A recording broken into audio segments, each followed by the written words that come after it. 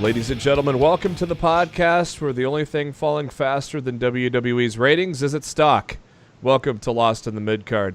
We are back after a small little week and a half hiatus. We are back to talk WWE or whatever it is they brought out this week. Not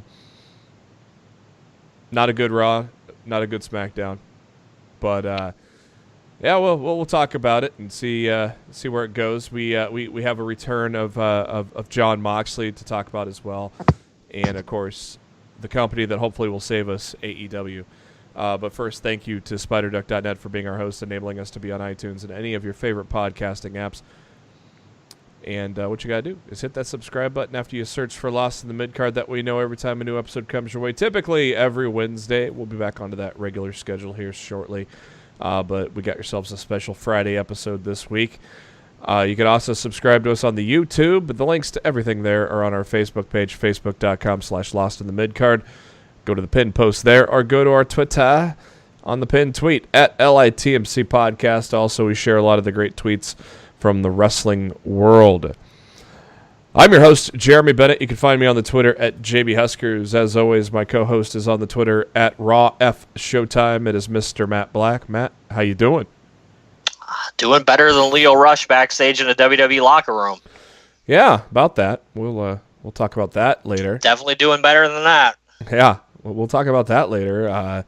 Interesting stuff, and a little interview with Sean Ross Sapp from Fightful. Which I feel is only going to bury that poor kid even further. You think so?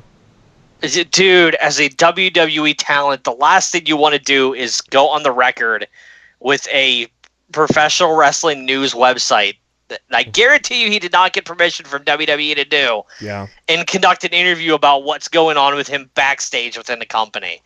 I feel all he did was just make matters worse. Yeah, maybe he's just trying to get to AEW faster. Well, from my understanding, he requested his release. But, I mean, who hasn't requested their release in 2019 at this point?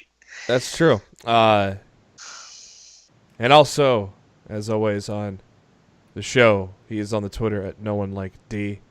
He's in a good mood right now because the Sixers are winning. It's Darryl Bullock. Darryl, how you doing? I'm doing better than the Raptors right now. Oh. Shipping. Yeah. Game 3 for the Celtics is tomorrow night, so. Celtics Sixers Eastern Conference Finals. Let's go. That'd be fun, man. That'd be fun. Scene shifts back to Boston, so I think it's going to be good. You know, got home court back, so you got home court right away with the win in Game 1, so. We'll see how that goes. I wish I could invest in the NBA playoffs, but as long as the Golden State assholes are in there. Oh, my God. How bad was that? There's no reason for me to watch. How bad was that referee in Game 1? I heard about it, and I just rolled my eyes and said, I could have called that shit without even seeing it. All I'm going to say is this. James Harden needs to shut the fuck up because his whole game relies on the free throw line. And his whole game relies on getting to the line because he knows how to throw his elbow. So if it were any other player, I'd be sympathetic. But fuck James Harden. There you go. Well, yeah, but I'll be sympathetic to any player who's going up against the Golden State referees. Well, it's the fact that this is like the Kawhi Leonard rule, the landing spot foul. It was an emphasis, and you're not calling it as many times as it happened in that game. It was a little ridiculous, but it's the NBA, and this is the way it's been for years now. I'm so sick of the Golden State Warriors. To me, they've ruined the NBA for me, and it's not even worth watching as long as that team is structured and together like they are. Well, I mean, I'm gonna tell you like this: there's only one team that's actually built right now to beat Golden State, and they're playing right now. So. Let's on to wrestling. Toronto. Toronto. Yeah. Fuck no. Daryl so set easy. Daryl He's set so that one up. It's so easy. Daryl Do you all realize how bad the WWE product's been for the last week and a half? We're talking about the NBA playoffs to start this show off. I mean, if that doesn't tell you, welcome to Lost. the pathetic state of the WWE right now, I don't even know what does. Can I say something right now? Of course you can. Welcome to Lost in the Hardwood. Let me say something real quick. Now, Matt, you know me for a long time. JB, you know me for a decent amount of time. And I try to keep up with wrestling, once, twice a week, between the kids and whatnot. I try to keep up with everything. Yeah. Needless to say, I did not watch any wrestling this week. And I know that sounds weird considering I'm a co-host on a wrestling podcast, but here's my reasoning. Since the whole War Raiders, Viking Raiders, War Machine, Iraqi War, I don't give a fuck what the hell they're called today, fiasco, the names or whatnot, pretty much I've been depressed, I've been pissed off, I've been just like, why? What's the purpose of watching if you just want to give a shit? Needless to say, I'm at my happiest right now. I'm not pissed off. I'm not depressed. I don't give a shit. Like, I'm smiling. Even if the Sixers were to lose, knock on wood, I would still be happy because I found joy. I've been cleansed. You had a Vince-free week. Yes, of dealing with his stupidity. Well, he has not. You feel better for it. Absolutely. On top of that, the bullshit just keeps coming down off the damn mountain. The bullshit. He fucking extends Dash Wilder's contract by 2 months because he was out by injury, further preventing him from them. Which was forever ago. Yeah, further preventing them. Forever ago. That was like last year. Further preventing them from going to AEW. It's the definition of fucking petty. And here's the problem. And WWE doesn't even. I would like to think that they realize that this is a problem, but they clearly don't. With every bad booking decision that they make, with every negative step forward that they choose to take their company in, they are giving All Elite Wrestling free publicity. Mm-hmm. For everybody that's just sick and tired and fed up with all the bullshit that we've been getting from Vince. And everybody's like, I want something else. I want something different. More and more people are talking about AEW. Mm-hmm. It's WWE is feeding the beast through their absolutely terrible television product over the past couple weeks. Going into Double or Nothing, WWE right now should be going out of their way to put on the best product humanly possible to make people not even want to think about watching an alternative. But all they're doing right now is putting on a product that makes people try to tune in on Monday at 8 o'clock, and by 11 o'clock, they've lost at least 20% of their viewers because the product isn't good enough for people to want to stay tuned in. Their ratings this week were some of the worst ratings they've had in ages. SmackDown, overall, below 2 million. Hour 3 of Raw, below 2 million. We're talking Impact on Spike TV, Hulk Hogan, Eric Bischoff era numbers that WWE is pulling in right now. Mm-hmm. Like, if that doesn't put things into perspective, like, I don't know what does. Your stock is falling. It's, it's kind of petered out. I mean, they dropped $20. It's close. It seems to be steadying now in the mid 80s, but I mean they lost almost $20 in a week. Yeah. And that's a big drop in the stock market. You got that. You got the television product is stale and as dumbassery as ever. In like, if I'm Fox, I'm sitting back right now going, we paid $1 billion for this. Yeah.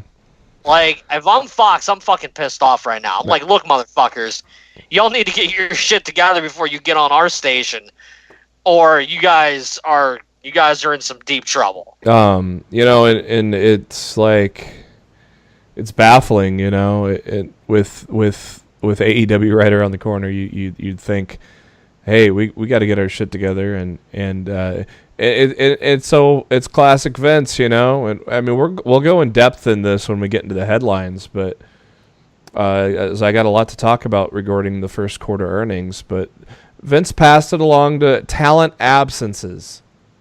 talent. He should have pointed at himself and said, "My creative sucks. That's why our revenue." First of all, this is what you don't do. Blaming the talent. You blame the talent. They blame the talent for being absent. And then you blame the talent for being absent. That's one. Two, you get rid of Arn Anderson. Dean Malenko's gone. And you look at it and you wonder why why the shit's fucked up. Dude, look at yourself in the mirror. The problem is with you, your ego's so fucking big. You're so fucking big that you can't even see past your big fucking hairpiece and see that you're the fucking problem. Well, either you have three options. I give this three options. One, just give Trips and Stephanie away. You can't cut it anymore. Two, just go focus on the XFL. And last but not least, right? And last but not least, and I might get some heat from. I don't give a fuck. Just die. Simple as that. I don't give a shit. Like, because you're ruining a product. The one consistent I can say in all three of our lives, the one consistent that we can say that we've always had since we were kids was WWE, WWF wrestling. Yeah, period. Absolutely. We can always, from age whatever we started watching wrestling at, we can sit there and cut the TV on, whether it was Superstars, Monday Night Raw, Monday Night Nitro, ECW. It doesn't even matter.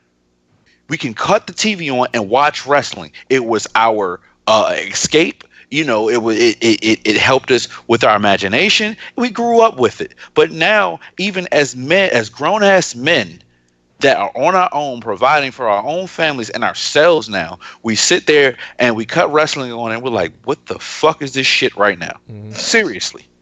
It's like, what the fuck? I've never, the only time I've stopped watching wrestling when I was in the military, when I was in Saudi Arabia or Korea, because I couldn't get it over there. Now it's the same thing. I don't even want to fucking watch it. I'm going to watch it, but I don't even want to fucking watch it. Yeah, it's like look, sometimes you just get burned out and you have to take the week off, and that's absolutely. And we're gonna tell you all the bullshit that you missed. So it's like you didn't miss anything. Well, that's the beauty of Lost in the Midcard. We're here to look. That's what we did. We took the week off last week. we watched the product for you, so you don't have to. If you don't want to watch the product, but you want to keep up and you want to know when it's good again, and you want to jump back in. And and start watching again. That's what we're here for. We're here to tell you. We're here to tell you the news. We're here to tell you how the shows went. And we're here to tell you why it's good or why it's bad. And right now, I hate to say it, the WWE product is so bad. Yeah, there's a light. There's light at the end of the tunnel. I mean, you got a guy. Yeah, you got a guy who is the son of a man who knew how to run a business in dusty roads.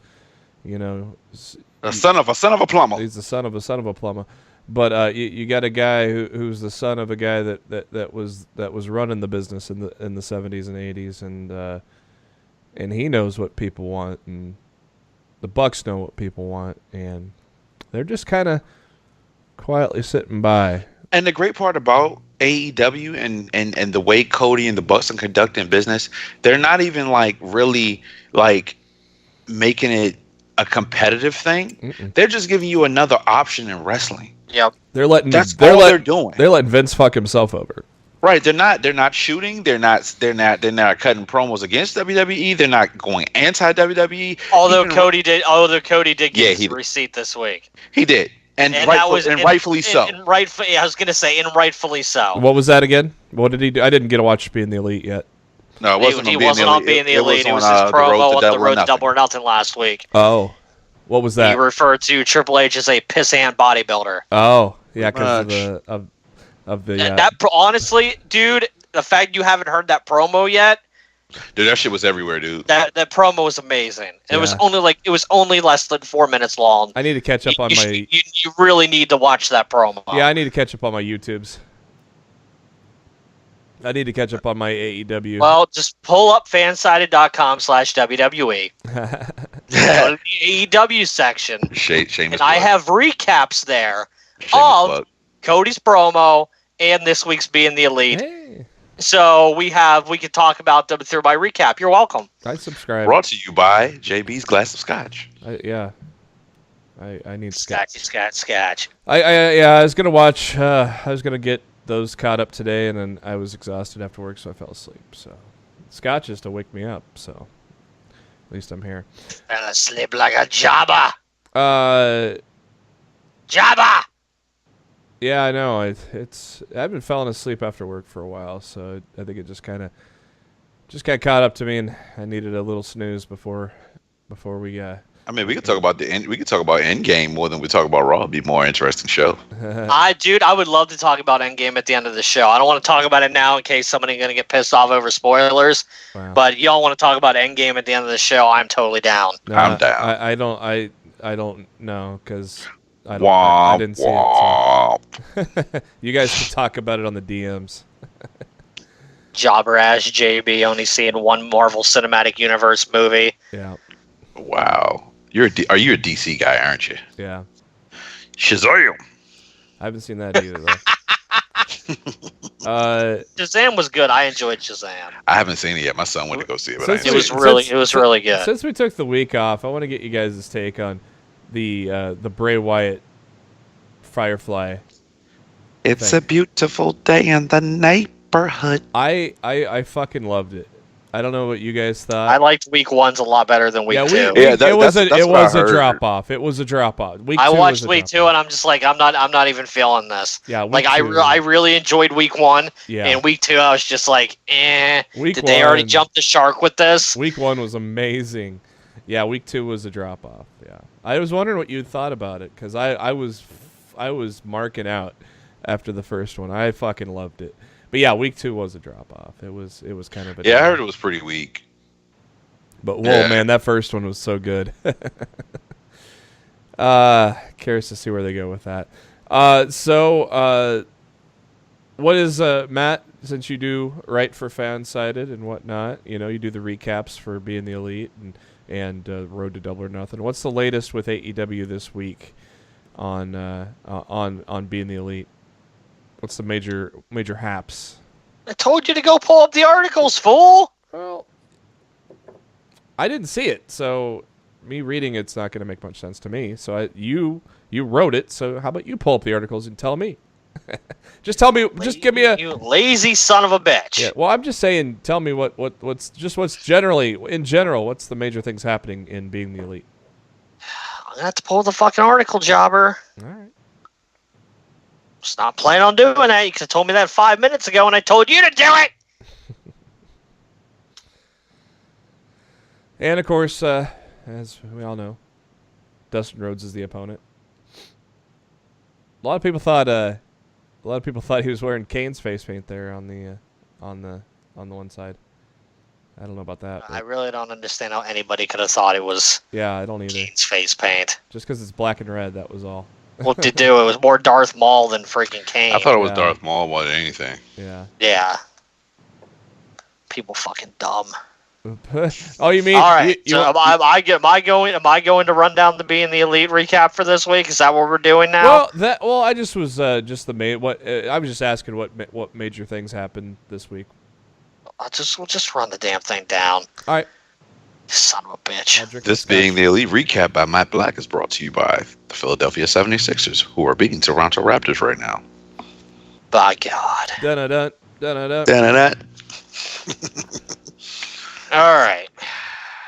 So, Being the Elite opened up this week with the Lucha Brothers.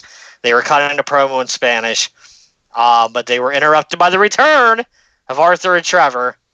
And Arthur was extremely upset that he wasn't. They weren't cutting the promo in English, and they ended up getting kicked out of the locker room. That was the show. It was pretty funny.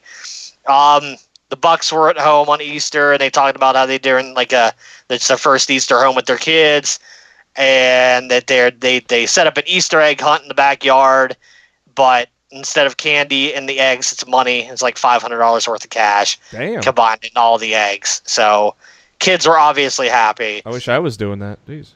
Word. Find me some eggs. They did separate segments with both Peter Avalon and Leva Bates, with fans coming up to them, so congratulating them on being the librarian, and they love the fact that there's two of them. And Avalon and Bates are both like, "What? There's two librarians? What the fuck?" So Daniels is by himself, but he still wants to cut an SCU promo, so he brings in Kylie Ray and Penelope Ford to do it with him. Unfortunately, when he says this is the worst town he's ever been in, Kylie Ray, of course, doesn't think it's the worst town she's ever been in because apparently she's nice about everything. Of course. And Penelope agrees with Daniels until Penelope says she can't wait to get back to Philadelphia. Oh. And Daniels fucking loses his mind. And he's upset about that. And he said, no, this whole thing is about getting back to Southern California.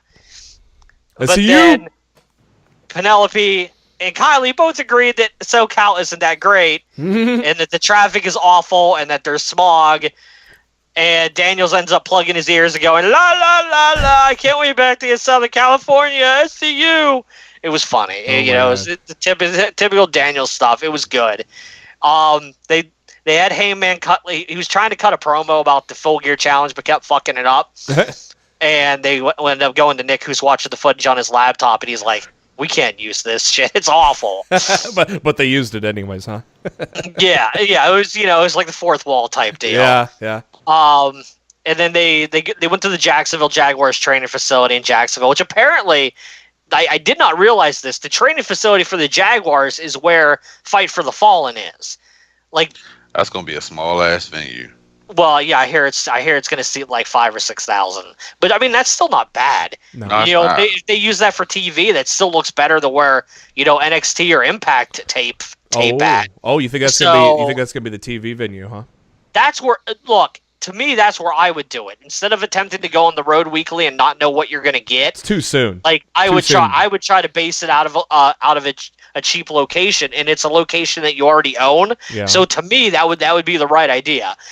They were there for the draft. It was Cody, Brandy, and Paige is running up and down the field and doing like push-ups and shit. And Cody's like, what the fuck he's doing? He's so fucking fat. And and they were just it was basically just a thing for Cody to get a couple fat jokes in on Paige. Matt's going through his credit card statement, the AEW credit card, over all this freaking shit that Kenny is charging to the card, and he's losing his mind. Omega's talking on the phone to Stephen Amell about buying an Aerocast reunion on top of everything else that he's doing for Fyter Fest.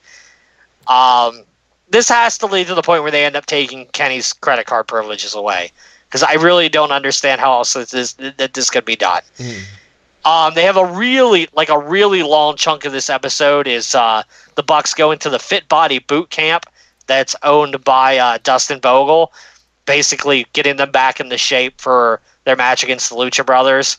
So it's a big long training montage and vignette or whatever. End of the show. You got Trent Beretta calling up the Bucks, and he's like, what are we doing at Double or Nothing? And the Bucks are like, oh shit, did we forget to book them again? And they're like, oh yeah, we got an idea. We're going to put you in the Battle Royal. And Trent pretended he was happy about it, but you could tell he was pissed off. And so Trent was all pissed off, and he's losing. He lights a cigarette. And then they cut to Chuck Taylor, who's also smoking a cigarette, and he's like, there's no way I'm going to be in this fucking Battle Royal. You know the greatest part about Chuck Taylor's part?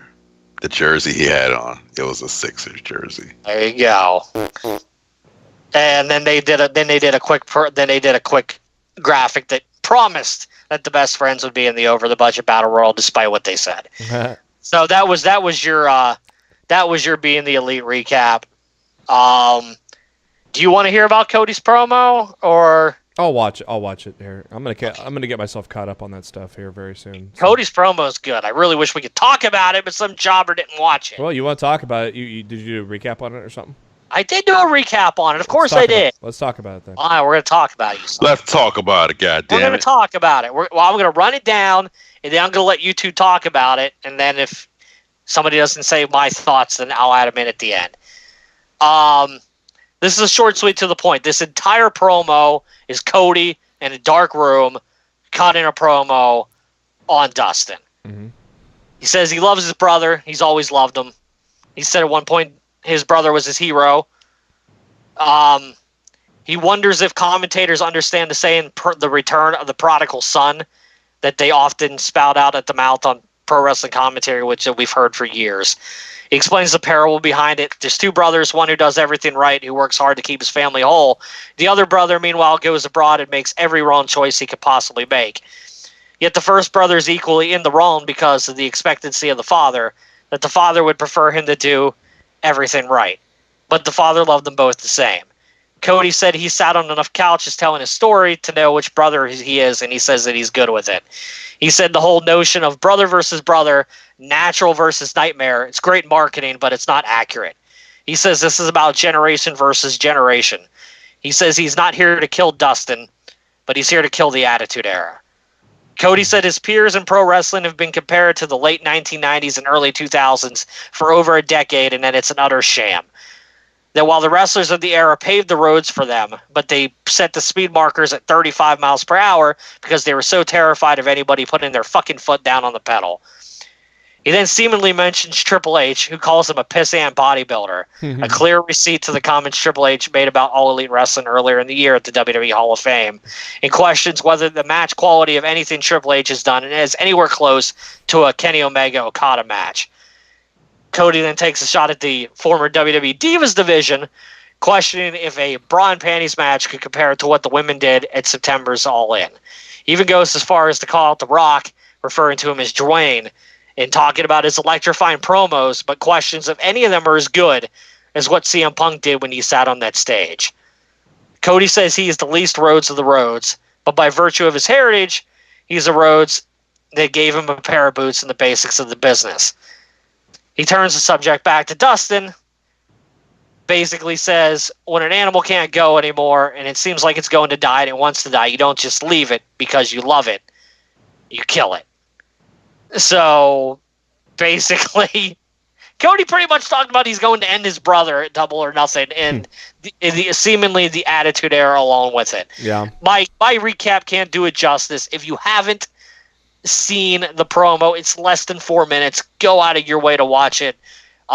It was incredible piece of business. And look, I actually give a shit about Cody versus Dustin now, and I didn't think I'd be able to going in.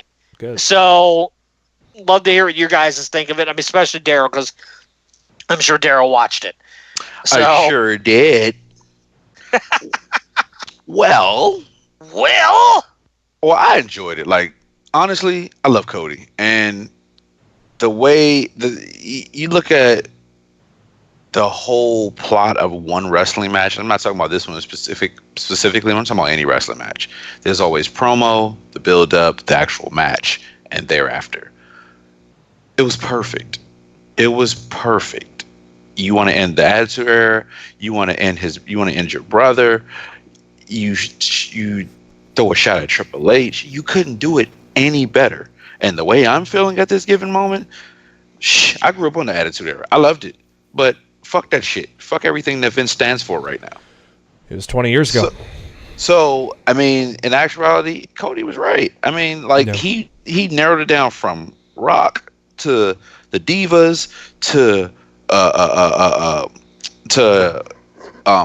Triple H. Like, I'm ready. I'm ready for Double or Nothing. Like, let's go. Let's get this shit started. Give me another option, quick, fast, in a hurry, so I won't watch this fucking bullshit every goddamn Monday night, wasting my damn cable bill. Yeah, well, I would just like to hope once this company's up and running, like WWE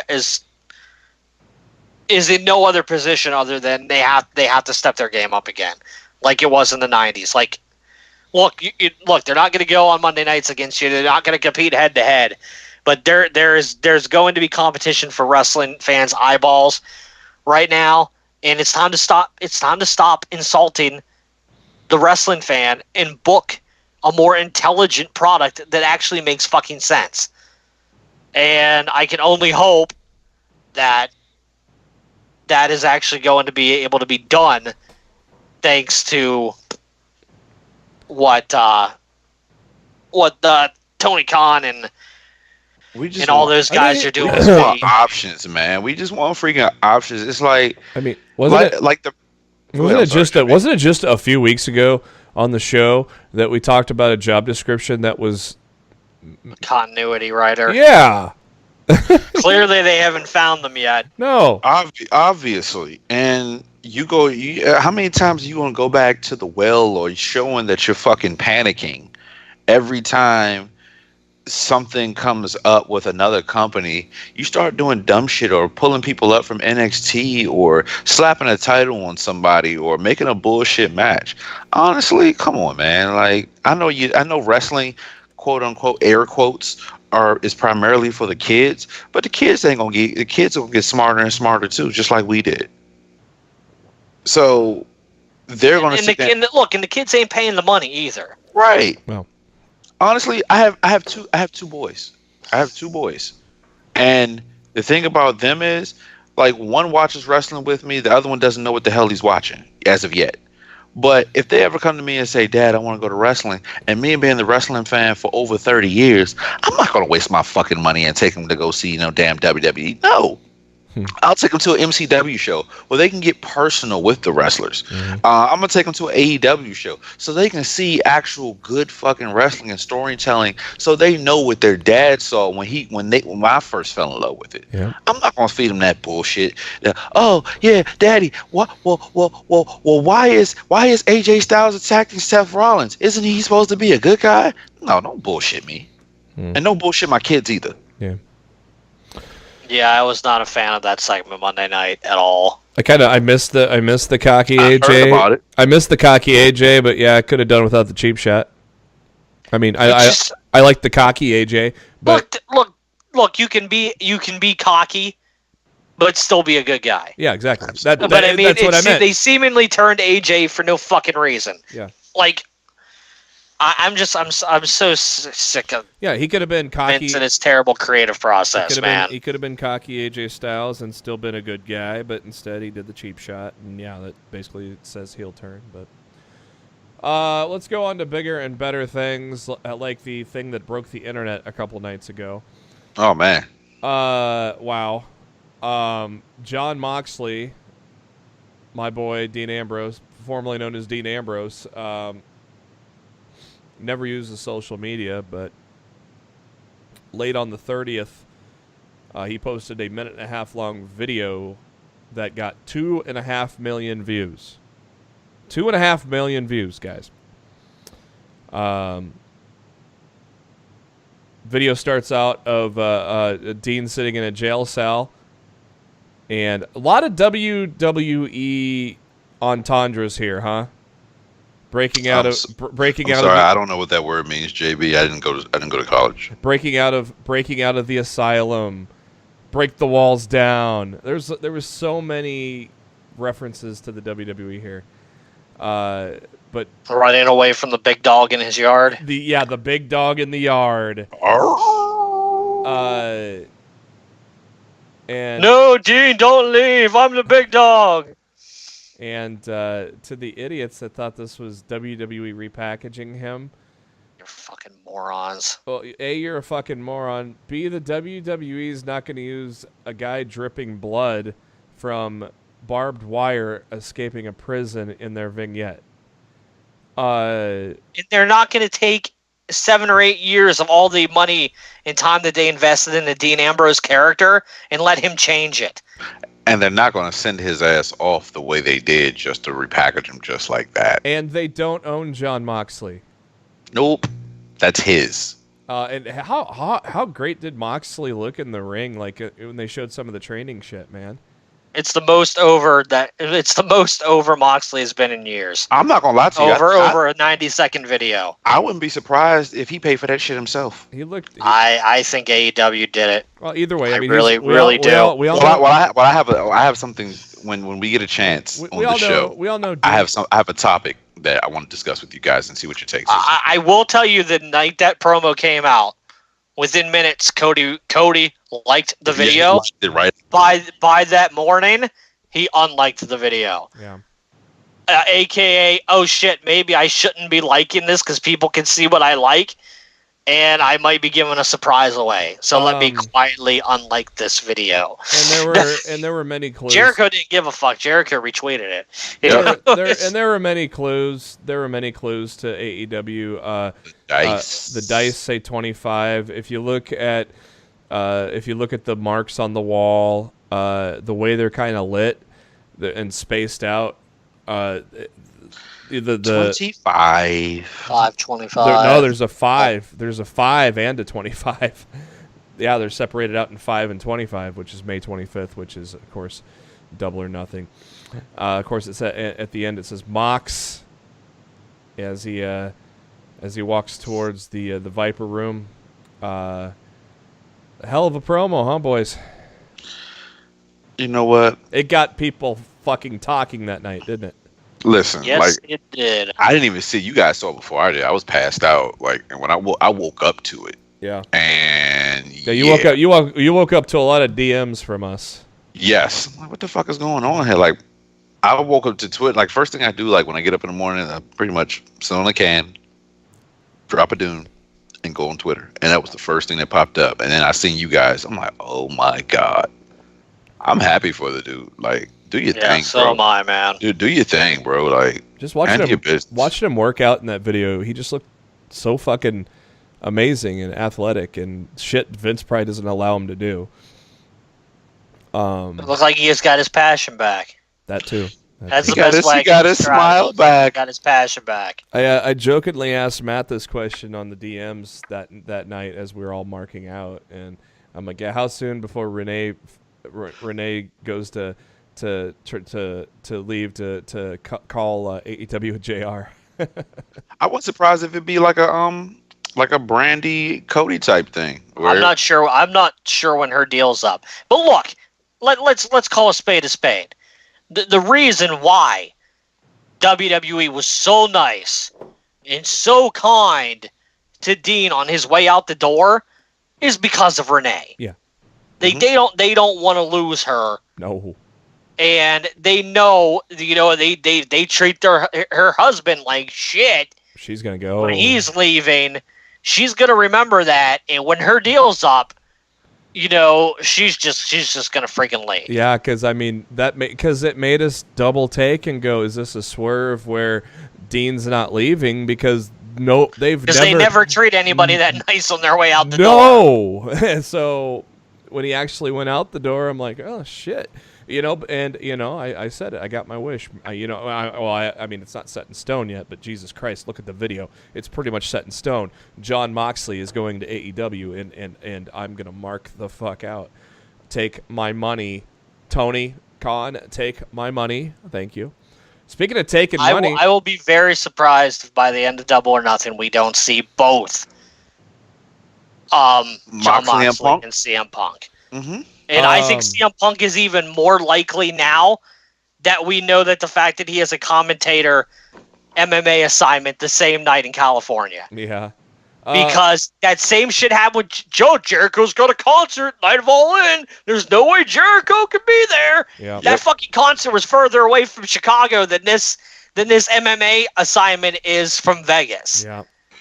You are correct, sir. They could easily bring him in and Khan could fly him on his private jet right back to Cali to do his commentary. Yeah, that concert didn't really start till 11 p.m. local time, so because they were the headliner. So how would you book it right now? Do you have Dean at the end of it? Do you do both Dean and Punk? Oh, absolutely. You do. You go. You dude. To me, you unload the barrel. Do you on May 25th? Do you have one come out for Pac and Hangman, one come out for Omega Jericho, or do you have Dean and Punk side by side? No. Okay, what do you Separate. do? What do you? Okay, well, okay. Now, do you separate them out in the matches? Do you have like one interrupt Pac and Hangman? You know what I fucking do? What do you do? I keep Punk in the spot that I've been saying, right after Jericho and Omega. You know what I do with Moxley? I freaking interfere in Dustin versus Cody. Ooh. And I bloody the fuck out of both of them and leave them both laying. Ooh. And leave it in a no contest. You're an evil son of a bitch, and I like it. Well, that's what I do. Jon Moxley's That's how you bring in Jon Moxley. Jon Moxley's just to beat the shit. He's coming in to beat the shit out of him. Yeah, he comes in and he beats the shit out of both. They're like, fuck both of your generations. This is my generation now. I'm so upset right now though, because I won't be able to watch Double or Nothing. But have they have they said any what avenue outside of what avenue outside of live are they going to have it? Give me just Cody tweeted something in reference to this just very recently. I thought he said it's coming, like his tweet. He said somebody asked if how they were going to be able to view this in the UK or whatever, and Cody replied with this was a day ago. He said, "I would bet the farm that any/all questions on how to watch this event, and then in parentheses, and future events will likely be answered soon, ... real soon," with the big eye emojis. So I'm assuming since it's Thursday and we still don't have a Road to Double or Nothing this week, I would not be surprised if the next episode of Road to Double or Nothing, which may come out either tomorrow, Saturday, or Sunday, or whenever, will be the announcement of how we can watch this show. Well, they've been releasing them like on Saturday lately. Well, the Cody one was last Sunday, I believe. Yeah, it's been over the weekend. Yeah. So, God, what do you think? I won't be surprised if it's fight. What if it's on I think TNT? it's on Honor Club. No, I think it's on TNT. What if it's or TBS? What if we don't if have it's on one of those? What if we don't? What if we don't have to pay for it? Where the sponsors pay for it for us? What do you mean? I would not be surprised. I would not be surprised if it's the sponsors pay for it, so it's on TNT. So like the reason that they haven't announced anything yet is because that's where they want to put it. I don't. Darryl, whoever's sponsoring it on TNT, they're the ones paying to have their name on it, and they're paying so we don't have to pay the pay-per-view. Well, to be very interesting. It wouldn't be very smart on my end, on their end.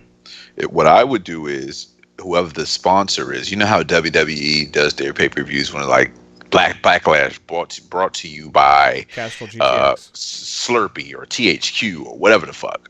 Karate Fighters. Right. I would do the same. I would go along the same lines and go commercial free. Well, I figure it would be. I think it would be either limited commercials or commercial free. With I think it'll be like when the New Japan events are live on Access. Yeah. I think there will be commercials in between matches. Yeah. Like, I don't think there will be any commercial breaks during matches. But look, we could all be wrong. This could end up on pay-per-view. I don't give a fuck how this ends. Still giving them my money. I don't give a fuck. Yeah, exactly. Right. I don't give a fuck how this ends. Yeah. But there's no way that I'm not watching this show. I am. What are you doing May 25th, Darryl? I'm sorry, I'm probably blanking on it, but what business do you have that day that you can't watch the show live? Oh, I'm visiting family. I'm not sure. I'm not sure if I'll be around to watch it. That's brutal. Yeah, no, I'm not mad because I know I'll be able to see it eventually. But I mean, it's nothing like watching it live. You know what I mean? That's the whole thing. There's nothing like watching it live. Yeah. And you're gonna. I mean, it's a holiday weekend, so I have plenty of time to watch it. I'm not really like upset or anything. Hopefully, you can avoid spoilers like the plague. Oh yeah, no, I will because I'll cut all my alerts off on Twitter. Between you guys and everyone else, I'll pretty much cut them off. Yeah. I'm not pissed, but. No, I do want to see it, but yeah, I do. Dude. Like I said, AEW doesn't even have to do anything right now. It's every bad move WWE has made over the past couple weeks has actually made me more excited for Double or Nothing than I was before. WWE is literally pushing me away and pushing me into the arms of All Elite Wrestling. And it's a good segue. It's a good segue because, Matt, it's not been the past couple weeks. It's been the past few months. As did you have something else to say, though? To me, I'm feeling it more than ever post-Mania. Yeah. And honestly, I should be happy. The part-time bitch is gone, but he's coming back. Well, Mania because he pussied out and he doesn't want to get but he's lost all his leverage though. Take his Saudi payday. He lost all his leverage though. Look. I know who's going to Saudi. I'm telling you right now, if we don't get Goldberg versus The Undertaker, that the whole entire event can fuck off. Mm-hmm. Mhm. Like look, I know Goldberg's going to be there. I want to watch it just because Goldberg's there. But if it's Goldberg versus Lesnar again, I'm not even watching it.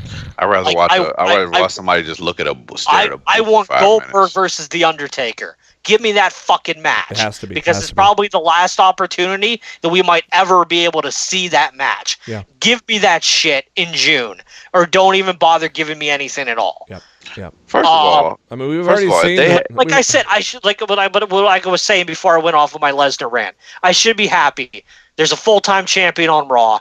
Kofi Kingston's the champion of SmackDown. Becky 2 belts. But the creative, Becky 2 belts. But the creative is so bad that How even though the bad is champions it? are who I want them to be, it's getting a little stale. and it's not. It's not the talent's fault. I love the current roster of WWE. It's the creative that Vince McMahon puts out Yeah. that makes me want to pull my hair out and just throw my hands up in frustration and just go, why am I still watching this? Yeah. I've been watching this stuff since I was 4 years old. Like Darryl said, this is pro wrestling has been my entire life. And it just the fact that this kind of stuff is happening in 2019 when this should be like one of the best years of pro wrestling ever. Mhm. Honestly, Pretty it really, much. really fucking should be. Yeah. I mean, And the fact that Vince can't get his fucking act together and is too fucking proud and too fucking stupid not to realize that he's the problem, it's mind-blowing. Because Yeah. anybody says, oh, no, it could be a multiple thing problem, the creative and blah, blah, blah. No. Because all you have to do is look at the NXT product. And let's look. The NXT product isn't perfect. Like, I have my complaints about the NXT product. I have my complaints about what they did There at was the tapings yesterday. It upset me. Yeah. But at the end of the day, 9 times out of 10, the black and gold brand delivers a quality product Hey, week in and week out. There was a swing and a miss on this week's TV that we'll talk about. In my opinion, a swing and a miss too. You know, Shipping. with But not every week is going to be perfect. But they give you more. NXT always gives you more good than bad. Yeah. And look, But hey, I'll tell you what though. I mean, there was a swing and a miss with Velveteen Dream. I didn't like the song thing. I thought that was just dumb. dude, I thought the song was fucking hilarious. I don't know what you're talking about. I thought it was dumb.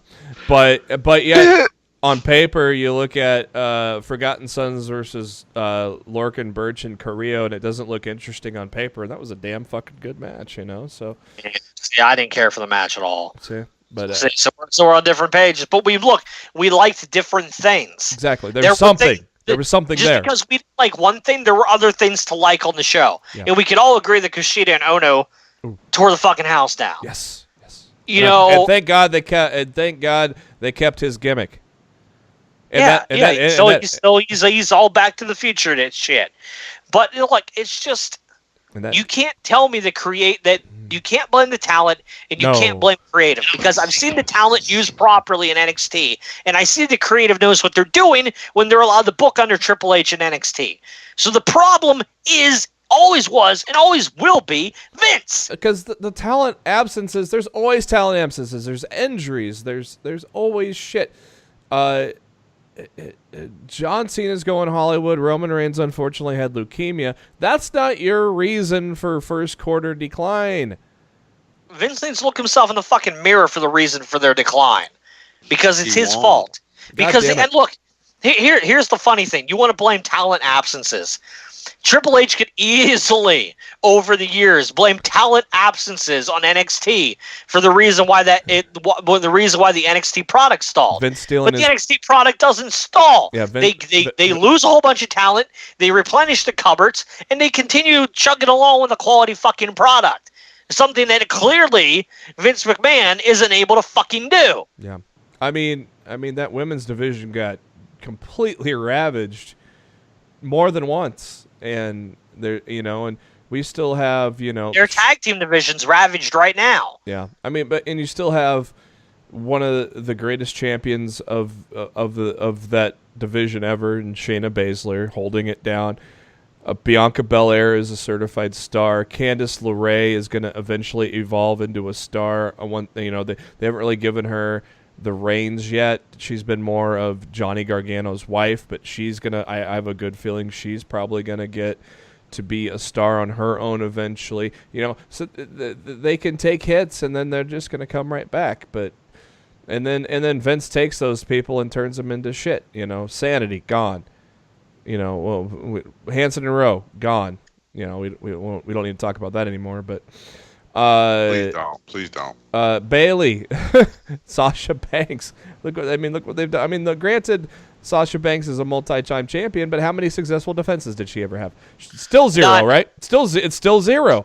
Zero. Did you notice Bailey posted on Instagram the championship plates that were never used?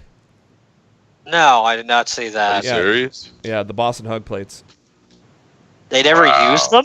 I guess not. No, because they lost the titles for their first defense. So I guess they never used It was the second defense. They defended them in Fastlane. Maybe they didn't have, but maybe it was because I could have sworn those plates were on the title. No, they were on the titles because I remember when the Iconics won it after what was that? Yeah, because the Iconics took them off. They took them off. Why Yeah. was it Boston Hug plates or was it one Bailey? Yeah, one Sasha? they did. Oh, No, I'm positive they were Boston Hug plates. So I thought I saw something that Mike Johnson had posted today. From oh well. So Matt was saying past 2 weeks, and then I was like, that's a good segue because it's been the past few months it's been shitty. First quarter results came out about a week ago. Of course, we took about a week and a half off, so this came out on April 25th. First quarter highlights: revenues down 5.3 million compared to last year's quarter. Operating income reflected a loss of 6.8 million compared to income of 28.1 million in the prior quarter. So they were in the black in the first quarter last year, and a complete turnaround in the quarter this year. Network's paid subscribers consistent, actually increased a little bit. Digital video views increased 15%, which should be no surprise either with the way things are right now. WrestleMania highlights. WrestleMania broke the record for highest grossing entertainment event at MetLife. No surprise there. 16.9 million is what it drew in. During WrestleMania week, 17.9 million hours were consumed on digital and social media platforms. That is up 29% from the prior year. Network's total subscribers reached $2 million the day after WrestleMania. But the bottom line is less revenue and operating at a loss, guys. And the stock took a hit because of it. 9% the day after the news came out. 9% drop in stock. And it got worse, didn't it, Matt? It's all getting worse. Yeah. And as we said earlier, Vince blames it on the talent. We already went into that in detail. It's just such a cop. It's such a cop out excuse. Blame it on these nuts. You got blame it on these nuts. Vince McMahon said the network is going to do a relaunch later this year. What's that mean? From my understanding, is that the tiered thing that we've been hearing? No, about? I mean it might end up being a tiered thing, but my understanding is the people that originally designed the WWE network are no longer the people in charge of the network, and somebody else is in charge of it now, and they're building a new infrastructure for the network for like an easier search engine. Oh, okay. And shit like that. So like, look, this might be the opening introduction to tiers coming, but to me, the last thing WWE should be doing right now is nickel and diming their fans that are sticking through. They're sticking through with them. Through the shit times. I mean, you got. I don't know about Darryl, but you got two guys that we're like the Usos. We've been down since day one on the WWE network. Absolutely, I've had it since the first day. I remember when I subscribed for the first day. I was at an airport coming from Vermont, or actually going to Vermont. If you're you don't need to be an elite subscriber, but it pays to be an elite subscriber at PW Insider. But Dave Scheer on April 25th posted a nice lengthy article about so true. About the whole thing. I could, if you want me to read it, I read pretty fast. I could read most of it. If you can read it fast enough, go for it, man, because Dave's message needs to be heard, and I will do so. I love when he just shoots straight and just says it like it is. Hey, He absolutely did. I've read long articles like this before on the show, so it's probably when it's worth reading. It's worth telling the fans. So the title of the article was called "Usually the fans come in at the Rumble and leave after Mania, but it was different this year, and they took a lot of Vince's money with them." Analysis of the formidable problem facing Vince McMahon and the WWE. This is all, of course, ties to what we just have been talking about for the last so-and-so in regards to the first quarter earnings report. So this is from Dave Scheer, PW Insider. One of the things I talk about every winter as Royal Rumble season approaches is the fact that there will be a cadre of fans that come back to watch the product from Royal Rumble through WrestleMania. After it's over, they take their money and go away again until next January. I always say that the WWE should do everything humanly possible during those 3 months to engage those viewers, and so that once WrestleMania is over, they choose to stay and keep watching, spending their money on the product. After all, these fans care enough to check in and watch the product the first 3 months of the year. It stands to reason that they were entertained and they would keep doing so once April comes. Obviously, have failed again with that objective this year. As announced the earnings release, they've hit 2 million subscribers in the WWE Network after WrestleMania. By the end of the quarter, they expect 300,000 of those subscribers to cancel those subscriptions. They expect to have a 5% decline from the number of subscribers that they had in the second quarter of last year. So apples to apples, they not only couldn't get the comebackers to stay, they will lose another chunk of people that screamed enough already and tapped out to the network. The market looks for growth. WWE is giving them a recession. Let me be clear here. It's not the network's fault. That product is an incredible value for wrestling fans. Even if you don't enjoy the offerings of Raw and SmackDown, there is so much excellent top-shelf content on the WWE Network that the fans get more than their money's worth, even if they don't watch pay-per-views. And on a side note, I agree. Mid-South, NWA, WCW, even Table for honestly, three, just NXT, 24. NXT UK, and 205 Live are worth the monthly price of admission. Mm-hmm. There is many segments that are worth the price of admission. Classic wrestling, original content, as Matt just said, with other brands. There's so many other pockets that make $10 worth it.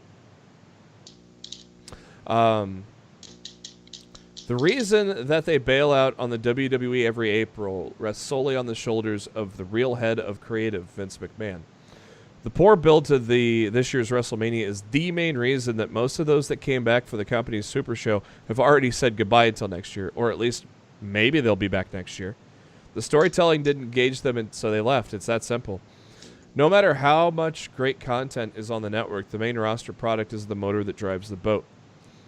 When you bore the fans with Raw and SmackDown broadcasts, they don't need to follow NXT 205 Live or NXT UK. Vince is also turning off the NXT and 205 loyalists who get 100% behind those talents on those shows, only to see them wasted and misused when they fall under his creative.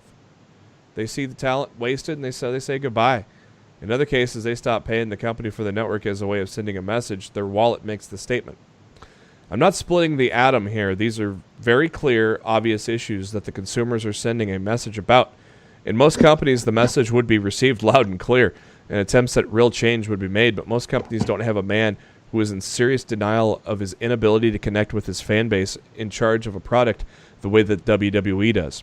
Most companies have a board that would tell the CEO that he's underperforming and needs to make real change. WWE does not have that hierarchy in place. So it is left to Vince McMahon to police himself, see his mistakes, and fix them. And given that he's about to put $100 million into a football league that's already failed once and probably will fail again, let's just say that self-reflection isn't a strong suit. It's actually worse here, though. The one thing Vince sees himself as, above all, is a star-making storyteller. If you look at his resume, he has a lot of hits here. The problem is, most of them are in the distant past. When it comes to reaching the audience today, he is missing more than he hits. If he weren't, non-TV revenue numbers would be going up, not down. He has two options here. He can accept that he's missing more than he hits and change the process, or he could double down and try to show how right he really is. And sadly, he goes with the latter. It becomes crystal clear that while WWE markets to TV 14, they're not even engaging that demographic on the scale that they used to, and that's a problem. A big problem. Maybe not for the next few years, but given the huge TV deals that will start in October, but 3 or 4 years down the road when the company begins to talk to a new TV deal, that could be a whole new matter altogether. If they ain't bringing in new fans, the bleed of losing the old ones will erode their base, and that base is what makes them so attractive to USA and Fox. Losing a lot more fans will put the WWE in a worse negotiating position, and when it comes time to talk money on their next TV deal. Then again, it may not take long for it to affect McMahon in the pocket. Wall Street may be able to put WWE on notice much sooner than that. As we saw earlier, WWE released their first quarter numbers today. Wall Street reacted in a big way. There was a big sell-off today with the stock closing at $85.38, down $13.12 a share. For those of you who don't invest, suffice to say that is a massive loss in value for the company. Not the kind of slide that happens very often. Going into today, the stock had seen a big run-up and was trading near its 52-week high. Vince McMahon likes that. Then it took a big hit today. He does not like that. Some investors probably took gains when the stock started falling in a big way. No one saw an opportunity to get in cheap, so it stayed down in the double digits. 13.32% loss on the day. That means the McMahons, who are the majority stockholders, saw their WWE wealth drop today in a big way. So yes, they have TV money to look forward to, but if the stock price keeps slipping, that is a black eye that they don't want to endure. The stock price has gone up significantly over the past 20 months on the back of new TV deals, which is a good reason, as revenues will continually increase significantly later in the year. Ironical, not due to the getting money out of the fans, but getting it out of TV companies instead. Getting that kind of increase in revenue is significant in many ways, and it still will be once they start getting paid later this year. The question will become what happens if every year for the next 5 years we are talking about a 5% drop in network subs after Mania. That means that they would be under 1.4 million subscribers then, losing another 300 million from the 1.7 million they expect to have at the end of the quarter this year. In 4 years, the TV landscape will continue to change as people cut the cord of cable. With less measurable viewers, who knows what that means for advertisers and their willingness to pay for sponsorships during any broadcast, let alone WWE. WWE would really hate to look back on today as their apex, but it very well may be. It seems that some of the Midas-like goodwill that Vince McMahon has had with some investors may be starting to erode. Despite some less than stellar indicators in other parts of the business recently, the market trusted Vince McMahon had his finger on the pulse and would fix problems, such as when he told callers in earnings call last year that they knew what the problems were with house shows and had a fix in mind. Investors trusted him. Today, not so much. In the future, to be determined. But look at some of the issues that are probably going through the minds of people that put money into WWE stock. Vince's excuse for the house shows and merchandise being sold there being down was that many, many top and mid-tier talents were hurt and couldn't appear on the shows. Well, Roman Reigns got sick. That's true. Seth Rollins, Alexa Bliss, AJ Styles nursing injuries. John Cena wisely chose on to move to his next career and distance himself from the WWE. But in the past, those shows have always been about the brand, not the individuals, so that excuse is weak at best. And also in the past, they didn't have the glut of injuries, and the shows were down in attendance anyway. So today's excuse seems very flimsy, and the investors can remember the past. Let's just say for a second that the house shows were all about the talents and not anything else. How much faith would you have in Vince when he, knowing that he had this major problem, chose to do an injury angle with his most popular talent, Becky Lynch? He told his fans that she's hurt and won't wrestle at these shows. That he believed that being decimated by not having top-tier talent is actually available due to actual injuries. Wouldn't you question that kind of thinking if you were putting your money into the company? And even if it were legitimate, declining house shows and merchandise numbers are not a new issue. On an investor conference call last year, Vince acknowledged the decline in house shows and said they have a plan to fix it. Well, if he did have a plan, it clearly didn't work because those numbers are still down. Today, he also talked about changes they are making to creative to fix their issues. And let's be honest, creative is the problem. Thank you, Dave, for putting that in all caps. If you were an investor, would you trust him? Fuck no!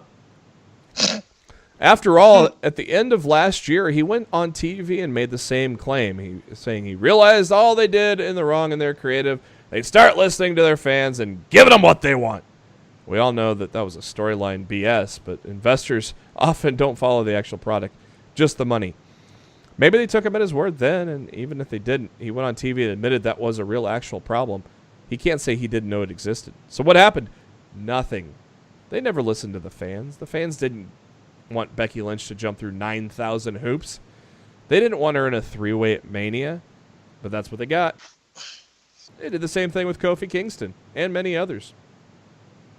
Clearly, the fans will only get what they want if it's also what Vince McMahon wants. If not, well, you will get what he feeds you. What he's been feeding us led to the numbers that dropped again today. So again, if you were an investor, would he be losing your trust? A lot of people like to make the excuse of streaming being the problem, and I won't deny that people do stream now, and they aren't counted in the Nielsen ratings. Hell, that's how I watch Raw, via Sling TV. So let's compare apples to apples. On Monday's Raw, this is last week, not this week. On Monday's Raw, Hour 1 did 2.68 million viewers. By Hour 2, it dropped to 2.296.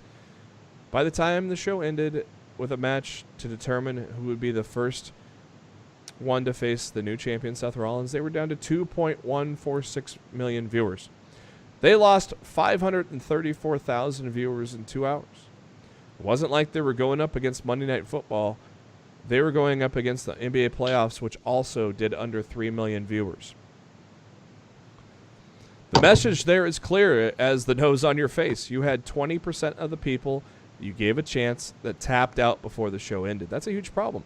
It has nothing to do with anyone being injured, not appearing on a house show. It has everything to do with the man who sets the direction of the creative. You bored them, they turned you off, Vince. They did it before WrestleMania when you hadn't even drawn 3 million viewers at a Raw yet this year. They did it after WrestleMania when they canceled their subscriptions. And those left behind, well, 20% of them did it to you on Monday night. There's a very, very clear message being sent. If you don't take these issues seriously, Wall Street may do the same thing. You want your stock near $100, not at $20 again. For all that hot air that was blown at today's conference call, the time for real change is upon you. Will you finally get the message that your customers and former customers are sending you before the investors send you a bigger message with their capital? That was absolutely well said. It was long, but Jesus Christ, Dave made so many good points there. Matt, do you think this Wall Street dip is... I mean, we always ask, is this X, Y, Z? Is this finally the thing that slaps Vince in the fucking face? Is Wall Street finally the thing that slaps Vince in the face? You would certainly hope so. You know, the between the ratings and your stock falling massively at the same time with a new rival promotion that is going to be competing with your eyeballs coming at the end of the month. It's now is the time to look in the fucking mirror and realize that shit needs to change. And if it doesn't change, then I don't know what the future of the WWE is going to be 5 years from now. On top of that, look at all these things we were hearing from backstage and all these petty things that Vince is doing. You know, and like Harper wants out. Oh, you were injured, so we're extending your contract. Dash, you want out? Well, we're extending your contract. I mean, it's like Vince is doing the exact opposite thing he should be doing right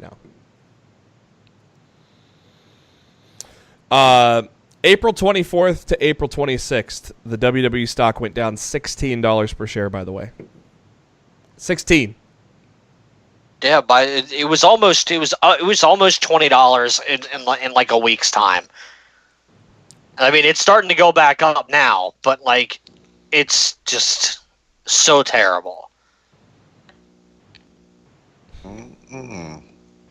Darryl, I feel like Darryl's got something to say over there. Darryl, what are your thoughts on Mr. 76er? Darryl, what are your thoughts on what Dave had to say? He pretty much said in a nutshell, Vince is stupid. He could suck a dick, and he needs to fix that shit. I'm about to fall over. Amen. Pretty much. I mean, it's like it's a reality check. Like, he basically said, well, he has a platform to say what we as fans can say, but not. What we say falls on deaf ears. He said it, and hopefully Vince hears the shit and looks at himself in the mirror and be like, "Hey, pal, I fucked up." You know what I mean? And it's like, he'll never do. Okay, right. And the thing about it is, like, we pay. If it wasn't for us, you would not have money.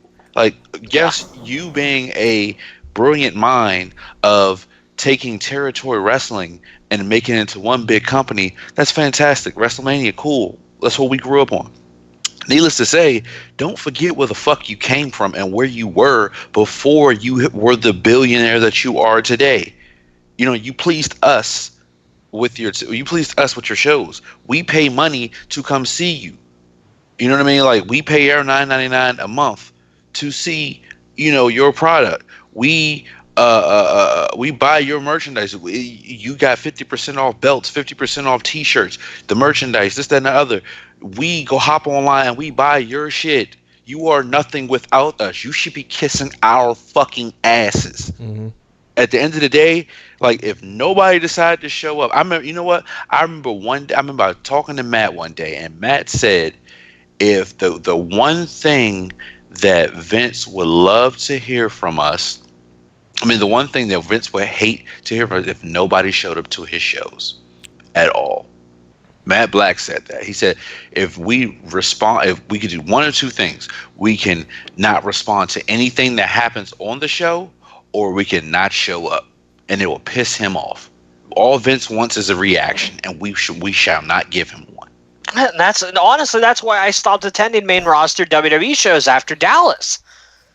Because I was just like, you know, if I'm going, I'm still part of the problem. Yep. Look at Vince look at Vince making me pour more scotch. But that's not going to ever happen because, like you said, like I said earlier in the show, it's for the kids, and you have parents who, maybe my little son, little Jimmy, or little Billy, or little Sarah, or whoever. You said little Jimmy. I did. What's up? But I mean, like, they want to take their kids to go see, and I get it. It's just like the circus or Disney on Ice or something like that. We have to entertain our kids. As a father, we have to find some ways to keep memories in our kids' heads so they know. Let me tell you something about last week. All right. SmackDown, which has been the A show, all right, was in my town. It's taken a massive hit since Road Dogg stepped away. It was in my town on Tuesday last week. I went to support a friend of mine who was opening up for a national band.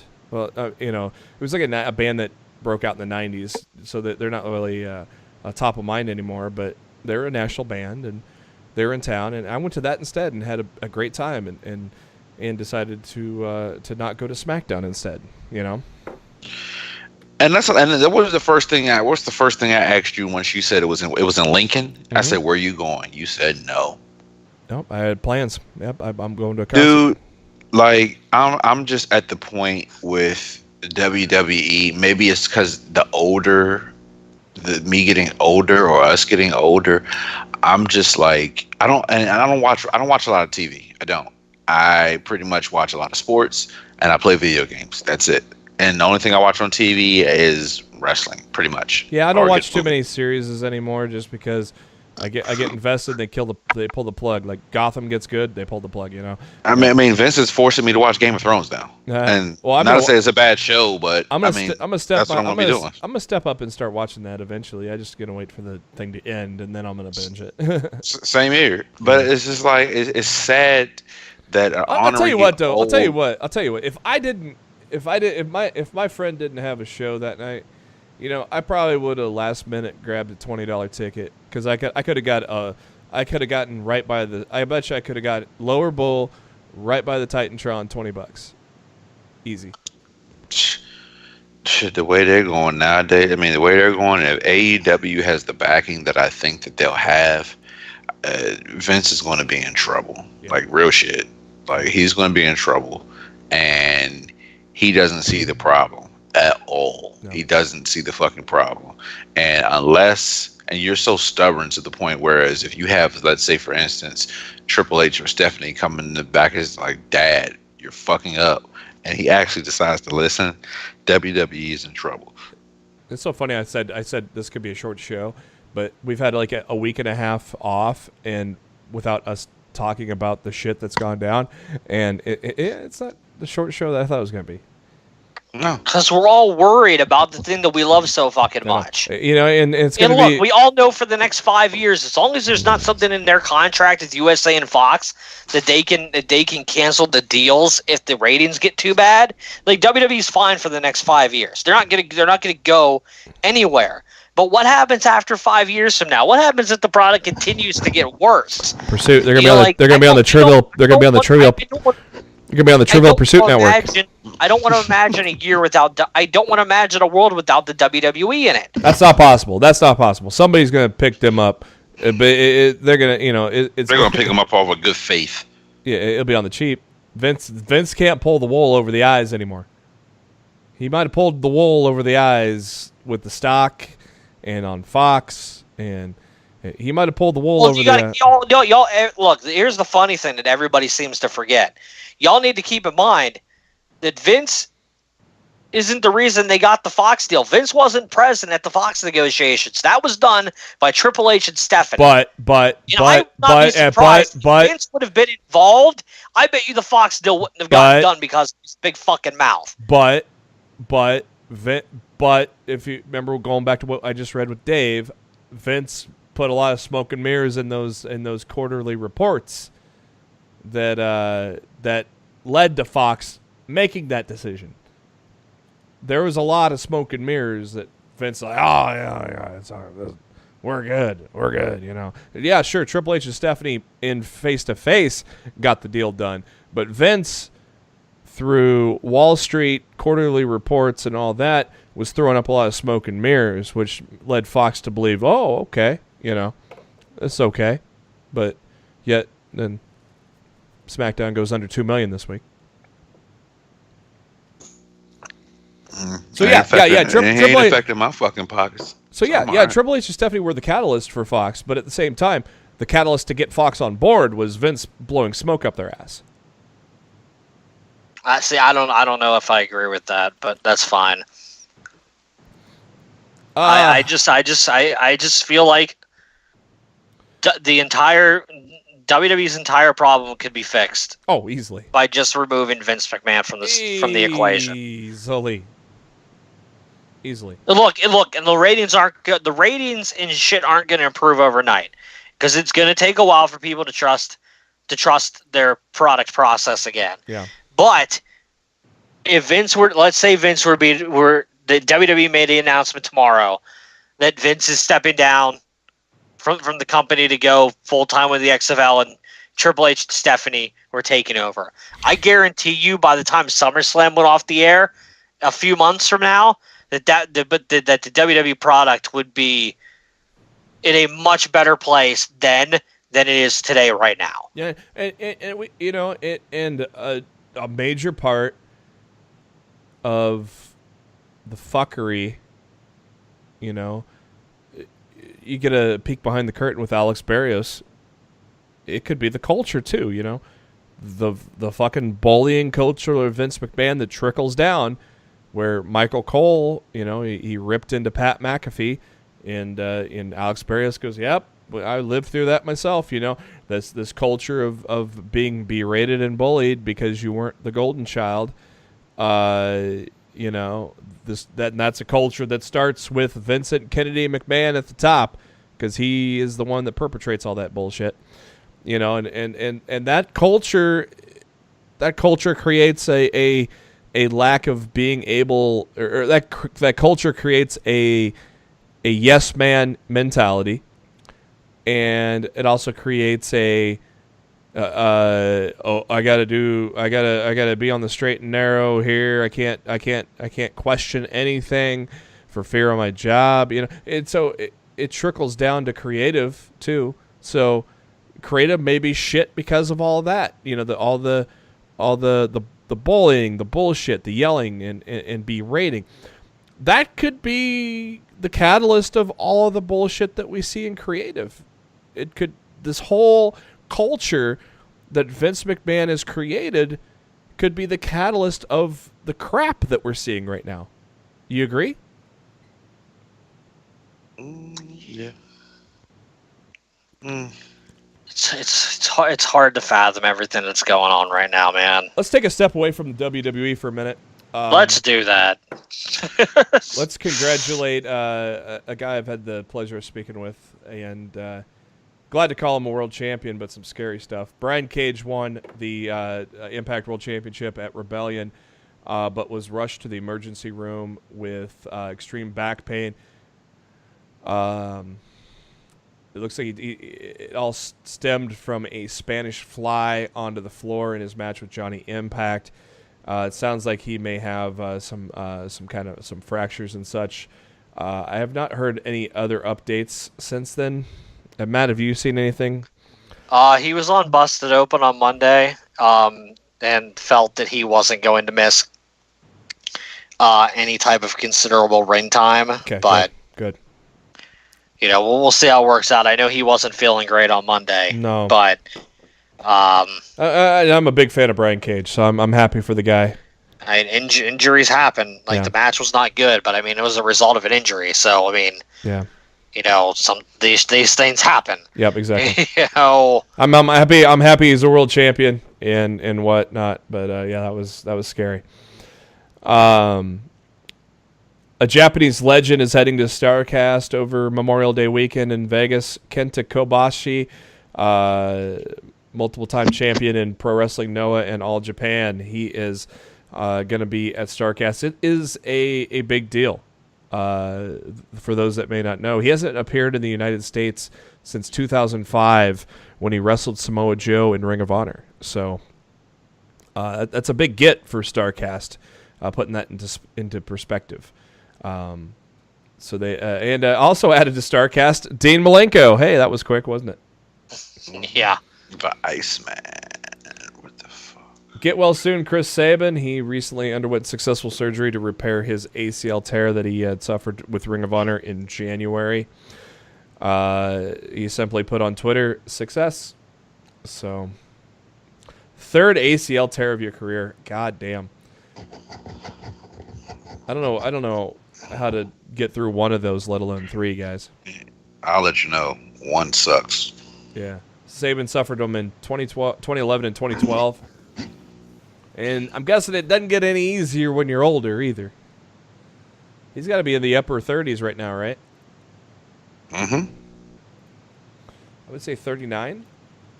He's up there. I think him and AJ are around the same age somewhere. I was close. 37.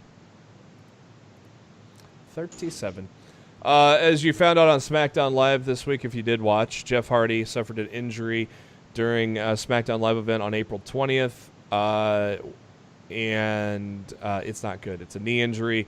He's going to be out 6 to 9 months. And, of course, if you watch SmackDown, him and Matt relinquished the SmackDown tag titles. So not good. Maybe we can get Broken Matt back, huh? Yeah. Why? So they can fuck it up again? Maybe they can release Matt so he can go to AEW and be Broken Matt. We got Broken Matt right now. We're all broken right now. Wait a minute. Wait a minute. I don't know. Is it me or does Broken Matt kind of seem a little odd with Matt being in such good shape right now, though? It would work probably because Matt's awesome. I don't have a problem with it. It just would look so weird. I think it just looked weird. I want to see it, but it just look weird. He's in such great shape though, man. He looks like 10 years younger, doesn't he? Mm-hmm. DDP yoga. Sure, Dad. Ms. and Mrs. pulled in about Better ratings than Raw. Almost 940,000 viewers. Yeah, pretty damn close. Down from the 1.1 million they pulled in the week before, but still some pretty good ratings. I'm sure USA is still happy that they're pulling in that kind of numbers. If you were curious about how WWE did on Nickelodeon for Double Dare, they this is funny. They pulled in numbers better than Total Bellas. It gives a fuck about the Bellas anymore. 6 and Total Divas. 644, 588, 679, and 715. So WWE Week on Double Dare did better than Total Divas on E. I find that fucking hilarious. Raw, as we said, was embarrassing, and the viewership said so too. 2.158 was the final score. 2.33 tuned in for hour 1. 1.898 for hour 3. Ouch. If we don't talk about holiday weekends, I don't think that's ever happened. I'm looking back to New Year's Day of 2016. That doesn't even happen on a holiday in like 2016 and 2017 where they got that low of a rating in hour 3. They got those shit ratings in 2018 for the holidays, but like 17 Christmas, they were better, they're higher. Ugh. Funny. And SmackDown suffered also, dropping to 1.83 million. It's because the product is shite. Trademark updates for you all. Enzo Amore has applied for the trademark of NZO for entertainment services, and Big Cass has applied for Kaz XL. Shad Gaspard and Jason Paul have applied for Crime Time as WWE let it go. So they can. I don't know if are they even still wrestling together? Do you know? Yeah, they are. I think so. They are. And it'll be official on May 28th.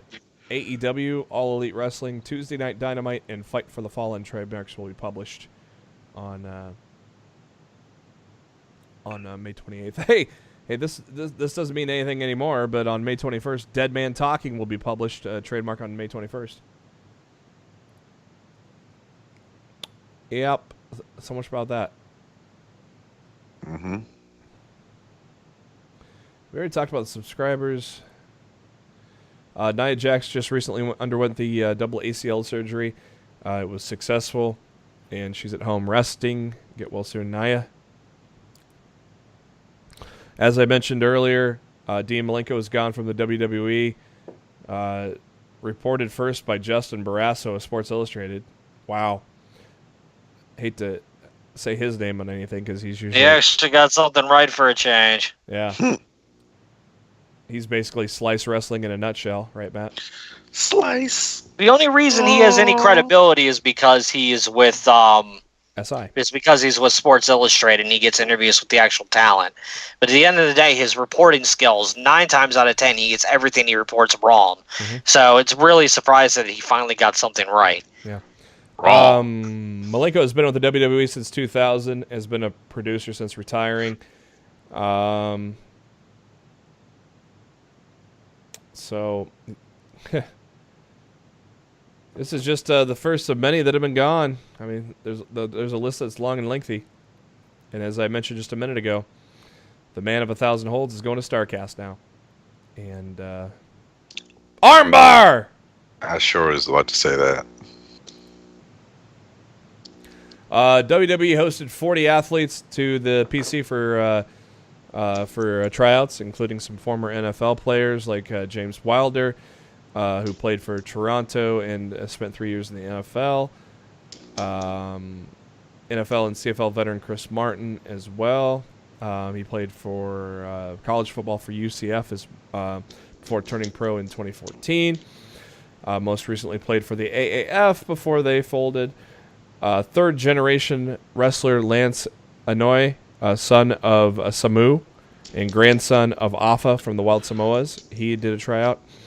A name you all know, former Tough Enough competitor, and also from Lucha Underground, Ivelisse was part of that group as well. I really hope she gets a deal because I'm a big fan of Ivelisse, and she wasn't she one of the ones that was under hostage from Lucha? Mm-hmm. Yep. I hope she doesn't get a deal so Vince don't fuck her up. Well, I mean, NXT deal. Let's say that. Well, we can do that, Yeah. but if she's that good, then you know what's going to happen. Vince is going to prematurely bring her ass up. A whole gigantic list of people. But those are the main names were the main names were Ivelisse and Lance Anoy. If you are interested in a replica of Daniel Bryan's Champion of the Planet belt, it is going to be available on WWE Shop in limited capacity, so that's going to be out there. Nice little I don't know if it was a surprise, but a nice little treat for the fans of NXT. NXT was in Davenport, Iowa on April 26th, and Seth Rollins made an appearance in his hometown. That was I thought that was really cool. If you check the YouTube account, they'll have a post there. As we mentioned on the podcast last time, Taz is going to make a rare appearance. He's going to be at StarCast. And Matt, did you get a chance to see Taz's promo, little ECW style promo on his? Yeah, I love it. Taz is the man. Beat me if you can, survive if I let you. At official Taz, go to April 26th, the night of April 27th. Check out that promo if you have not seen it yet or heard it yet. John Cena is going to join The Rock and Vin Diesel in the Fast and Furious franchise that's been announced. The next installment of Fast and Furious 85, whatever it's going to be, is coming out next year. So Vin Diesel, John Cena, The Rock. I don't know if The Rock's going to be in it. It says The Rock. Oh, no, he's going to be following The Rock. Following The Rock. Rock. From my understanding, The Rock will not be back for the next Fast and Furious movie because there's legit heat between him and Diesel. Oh, really? What happened? For some reason, they don't like each other. Oh. Man, The Rock don't like nobody on Fast and because him and Tyrese got into it too. Well, they got into it because of initially what happened with him and Diesel, from my understanding. So yeah, I'm not really sure what the whole situation is. All I know is, if you think you're going to replace The Rock with John Cena and that's going to keep your movie afloat, you might be in for a rude awakening, Mr. Diesel. Pretty much. Shit, they're lucky that franchise is brought in that much, anyways. Look, I've really enjoyed the franchise, but honestly, they should have stopped after Walker passed away. Yep. They should have ended it with that one, and that should have been it. There was no reason to continue on. ROH might be getting a little more exposure, I guess, should I say, as the Sinclair Broadcast Group is looking to acquire Fox Sports' regional channels. So, I have not watched Ring of Honor lately. Is their product getting any better, Matt? Darryl? No. I've been trying to catch their weekend shows, just because some of the things they did at the G1 Supercard interested me. It's fine. It's not amazing by any means, but hell, when you compare it up to a 1 hour ROH show against a 3 hour Raw, I think I'd rather watch the ROH show at this point. What are you talking about? I watched Raw in 1 hour this week. Yeah, you watch Raw like I used to watch Impact. I was not really live tweeting, but kind of going over the highlights of my watching of Raw last night with the guys in the DM here, and it was like a little under 1 hour, wasn't it? That was how long it took me to watch Raw. And it'll be probably a little under 2 minutes for me to cover Raw. Backlash is an iconic pay-per-view name, and Too bad. they're replacing it with Stomping Ground. Somebody's just. I'd rather it had Great Balls of Fire back. Yeah. Great Balls of Fire, dumb pay-per-view name, but it was a great pay-per-view. It was a really good pay-per-view. Fucking Vince Stomping Grounds. Like, are you fucking kidding me? You changed Backlash to Stomping Ground, like. Dana White tells I don't know, tells somebody, I don't know, but says that Brock Lesnar told him that he's done and retiring from UFC. He probably failed another drug test. And so UFC is now transitioning to try to get Cormier's next fight against Miocic. And I love Dave Scheer's title of the story on PW Insider. Brock Lesnar just lost most of his leverage with Vince McMahon in the WWE. And as we mentioned earlier, this broke yesterday. Goldberg, Brock Lesnar, and Undertaker are all set to return to the WWE in Saudi Arabia when they head to Jeddah on Friday, June 7th, which also will include Roman Reigns, Kofi Kingston, Braun Strowman, Seth Rollins, AJ Styles, and stream live on the WWE Network. I'm telling you what, man. You either give me Goldberg versus The Undertaker or I'm not bothering watching. Another guy that's been held hostage from Lucha Underground apparently may be finally free. Lucha Central is reporting that Jeff Cobb is finally getting his release from Lucha Underground. It's been reported a few Which days. honestly is a surprise to me that he hasn't been free of as much as he's worked for ROH and New Japan lately. I know. Mm-hmm. Maybe it's because he works under a mask in Lucha and the Matanza thing, and I don't know.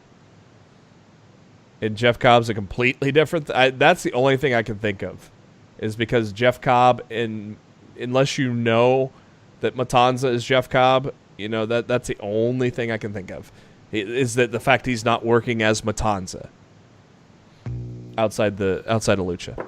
That's the only thing I can think of on that. And why would he want to? Exactly. Just fucking work as Jeff fucking Cobb. Exactly. Jeff Cobb. It was reported by Lucha Central a few days ago that Cobb, along with Famous B and Sonny Kiss, were seeking legal representation to get out of their contracts. Willie Mack is also seeking representation to get out of his contract, and as Dorian Roldan was blocking him from working with Ring of Honor and this past weekend's Crockett Cup. Oh, God. That's another guy that can't get out of his own way. Dorian Rodan. Rich Swann, can you handle it? The 28-year-old has signed a new 2-year deal with Impact Wrestling, according to PW Insider. Right. Well, his wife's there, right? Just because just because your wife's there, Rich, doesn't mean this was the right move to make.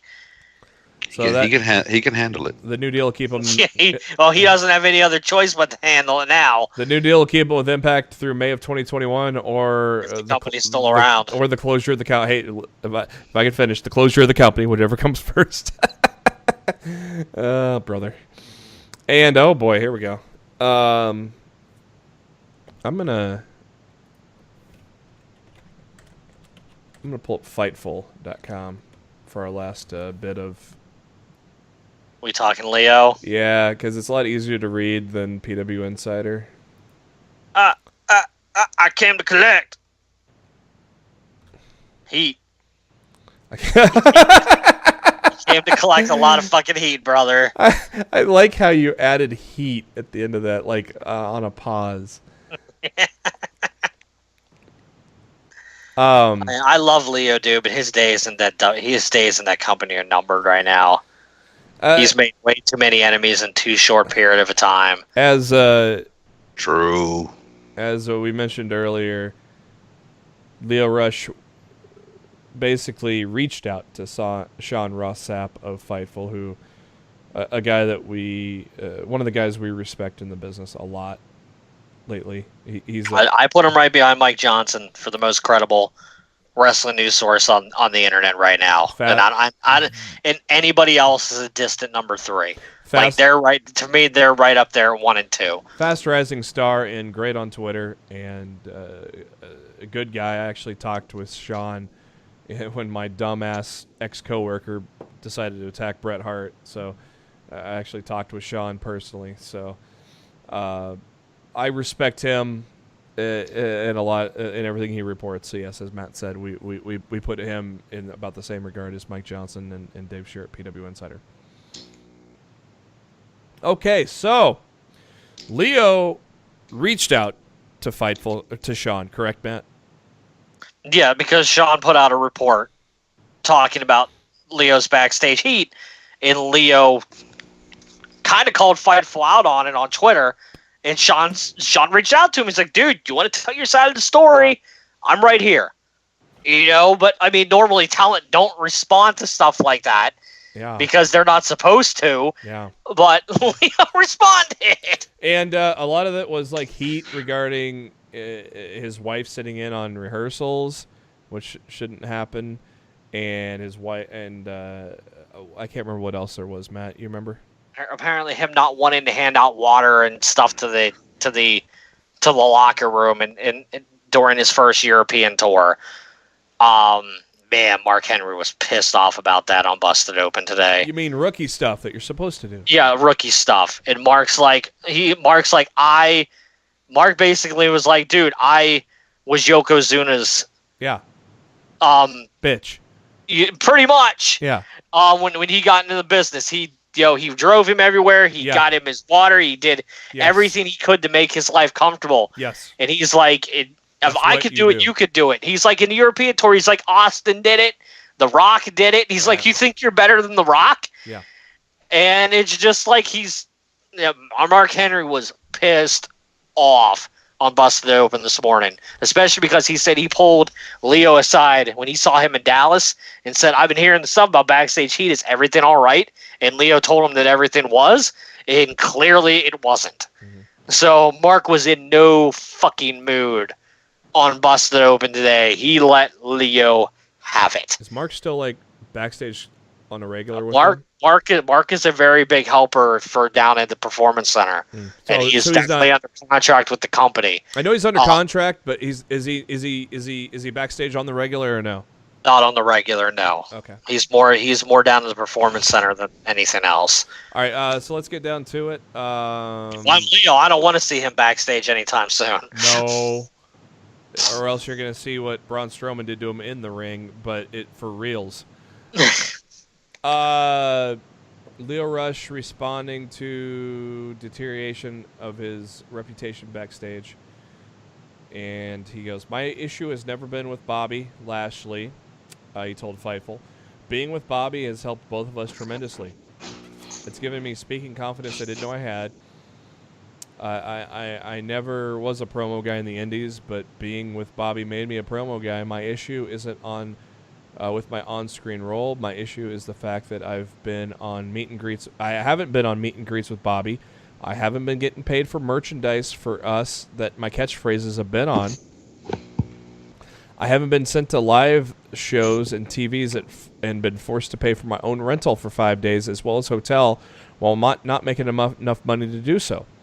While rocking around broke in the biggest sports entertainment industry that there is, while having 2 kids and a wife to support. Do you really buy all that? I'm not surprised. I mean, unless you're spending your money on other shit.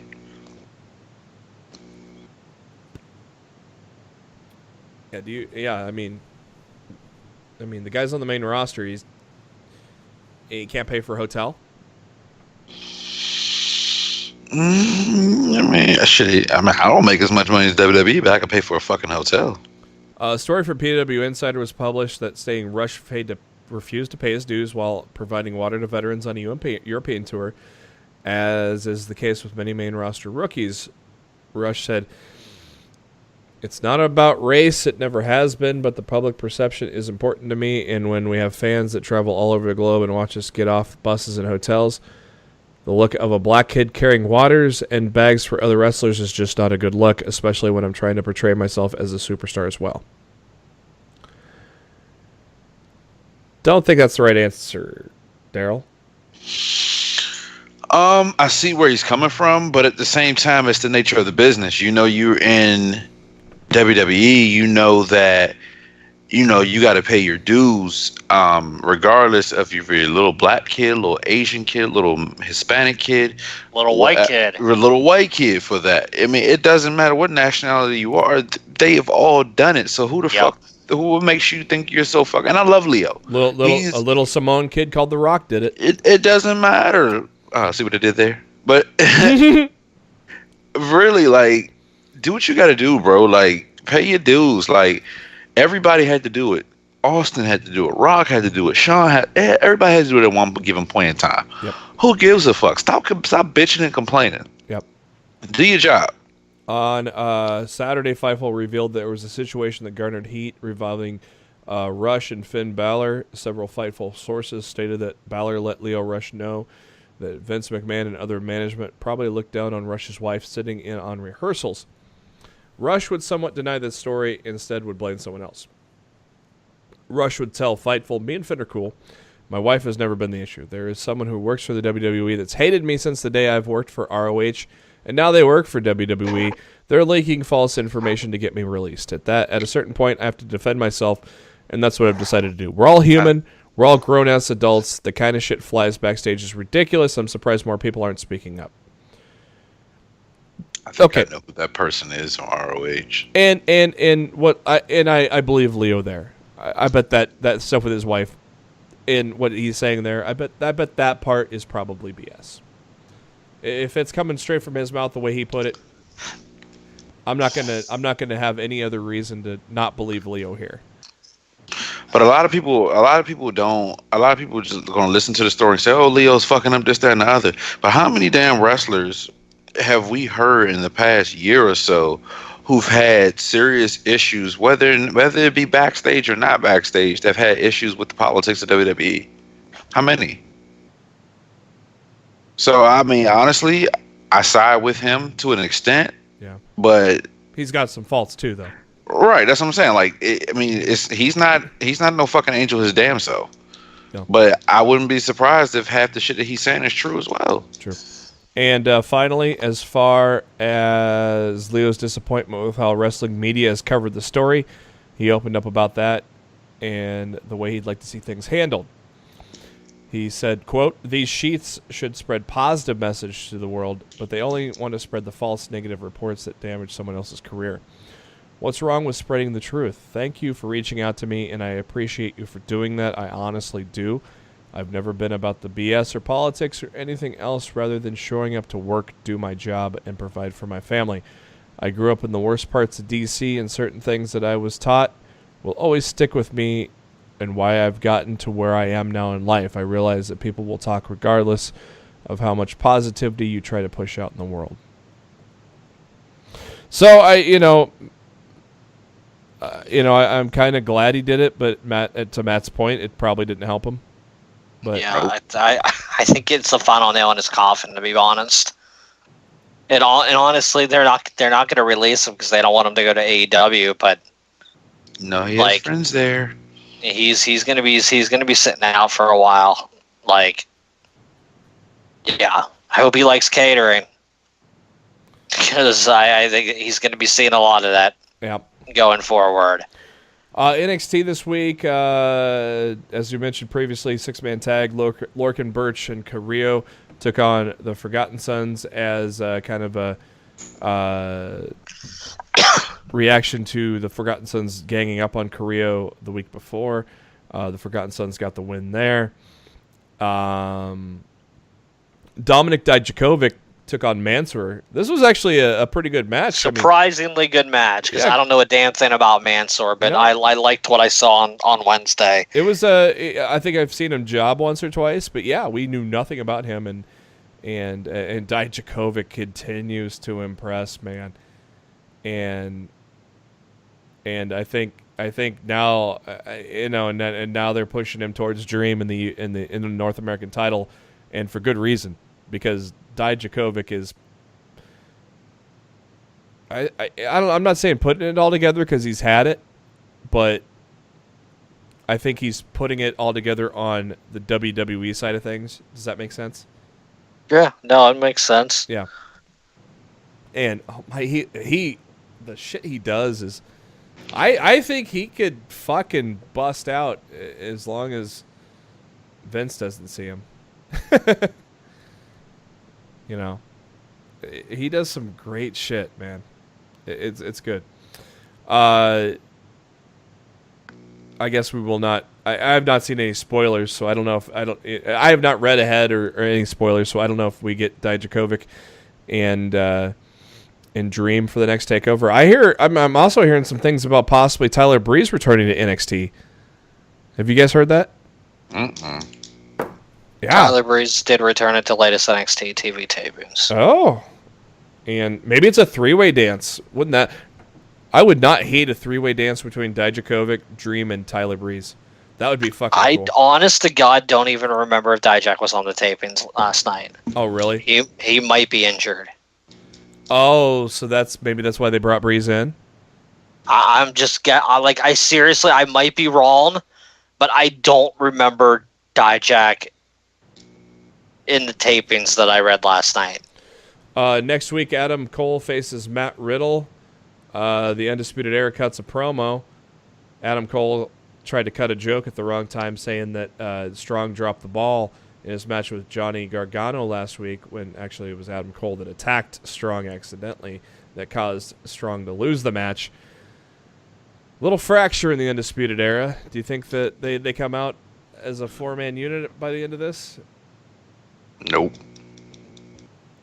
Oh, we'll see.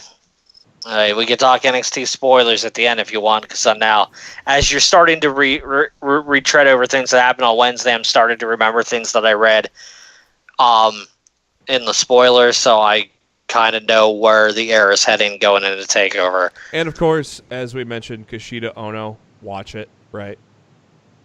Yes, absolutely. Kushida's entrance was great, too, wasn't it?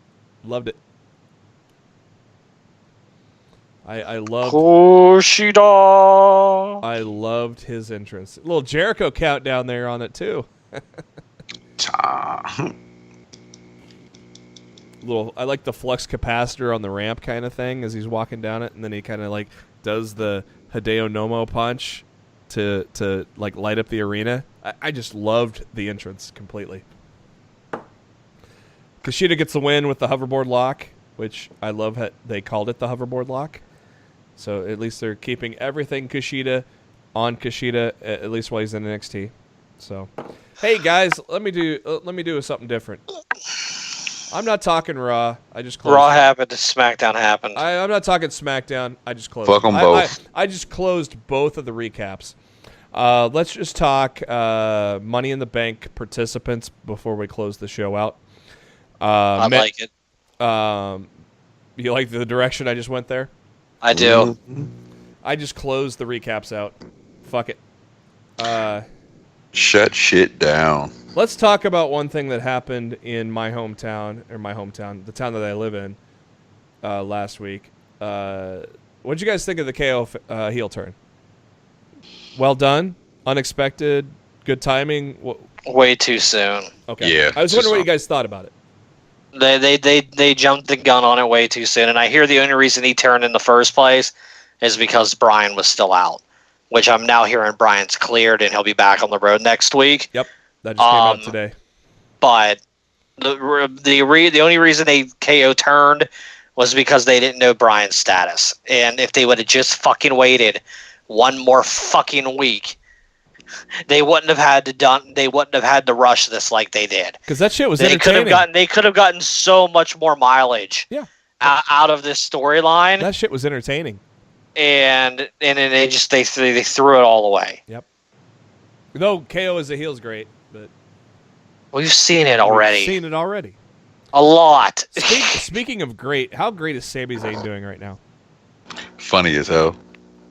I'm kind of over it already, to be honest. Really, I loved this week's. That was like that was like one of the bright spots of this week. To me, this Sami gimmick is Vince McMahon's true opinion of how he feels about his audience, and he's making Sami go out on Raw every week and be his puppet. And spew his bullshit, in an entertaining fashion that only Sami Zayn could pull off. Yeah. Well, I thought the But, character was created by I the thought guy the that first quit. week was good. The second week was okay. This week, I'm just like, I'm over it already. When somebody gonna fucking interrupt him and start a feud? Yeah. Because that's sort of point I'm at now. We all thought where maybe... I don't think the KO, the Big O thing lasted long enough. I think this has already gone on too long without something coming out of it. Yeah, we all thought maybe Cedric Alexander when he stared down Sami Zayn, but he was nowhere to be seen this week. So. Hey, he was busy on main event wrestling Cesaro. Oh. Oh. Yeah. I don't watch main event, so. Speaking of which, hey, thanks for bringing Buddy Murphy to SmackDown Live since you fucking haven't used them yet. Cocksuckers. Bitches. At least put him on NXT. He could. I'm annoyed they gutted the 205 Live roster. And they took the 3 main talents from 205 Live, and the third guy they took, and he's not even on the show. And what's funny is they moved Orny Lorcan to 205 Live, and he's back on NXT, basically. Because they basically need that tag team, because the tag division's kind of weak. Well, and then they took away the War Raiders, so. Only Lorcan is so whatever. Look, I just called them the War Raiders. Oops. Sue me, Vince. Who gives a shit? I'm going to call him the fucking War Machine now. Damn right. Before we get into the Money in the Bank participants, one more thing. What do you guys think of Becky Two Belts doing the double duty at Money in the Bank? As long as she wins, I don't have a problem with it. Yeah, my initial but neither one of those challengers should be walking out with those titles. Great. Let me tell you this. My initial worry was she would beat Lacey but lose to Charlotte, but now... So my worry was the same. But now I'm tired of seeing her and Charlotte. Now? Yeah, you and me both. Now, I honestly, right now at this point in time, I mean, we'll see if things change when we come to the go-home show. But right now, at this point in time, I feel Becky Two Belts is still going to be Becky Two Belts, and she's not going to lose one until the Money in the Bank winner cashes in. Because as far as my understanding, that Becky Two Belts merch is moving pretty good. Yep. And if you take one of the titles off of her, there's going to be no reason. Yeah, there's no reason for that merch to be selling anymore. So I feel like you gotta let that happen for a couple months. Do you make the first ever woman fail cash in at that point and keep Becky Two Belts? No, you can't. Whoever wins the briefcase, whenever they cash it in, it does not have to be immediate. It could be they could do it after SummerSlam. Like Carmella said on SmackDown, she held it for like 280 days. Yeah, Carmella held it for forever.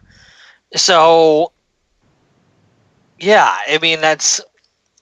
All right, that's our segue to the last part of the show. We're gonna run down the participants, yes. Okay.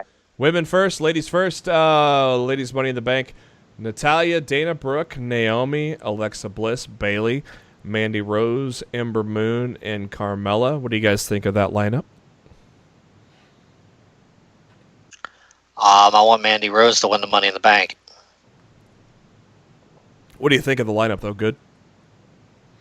I think it highlights how terrible Raw's women's division has been ravaged after the Superstar shakeup. Got Dana Brooke, because there's a lot of great women on SmackDown Live who didn't get in the match. Yeah. If they would have been on Raw, they would have gotten easily. But let's give credit to Dana Brooke. She has brought it the last couple of months, so I think she deserves a spot here. It's just, dude. There's so many better people that could have been. I know. In the match, well, honestly, I want Mandy to win the briefcase, and I want her to get the cash in off of Becky months from now. I'm not saying immediately. I think Becky should get her run for a while, but I want that cash in for Mandy. My top three would be Mandy, Ember, Bayley. I would agree with that. Definitely, I don't want any of the people that are in it from Raw to get the briefcase. So yeah, I would absolutely agree. It would be Mandy, Ember, Bayley, in that order as well. But I think Ember does enough with her character on her own that she can warrant to get her own title shot. Yeah. I think Mandy being a part of a tag team, having the briefcase is a more likely thing that she can cash in whenever she wants, as comparable to Ember. Matt, what did you think of the exchange between Mandy and Sonya on SmackDown last night? I think it was a way for WWE to kind of throw their middle fingers up at the leaked advertisements that showed Sonya in the match.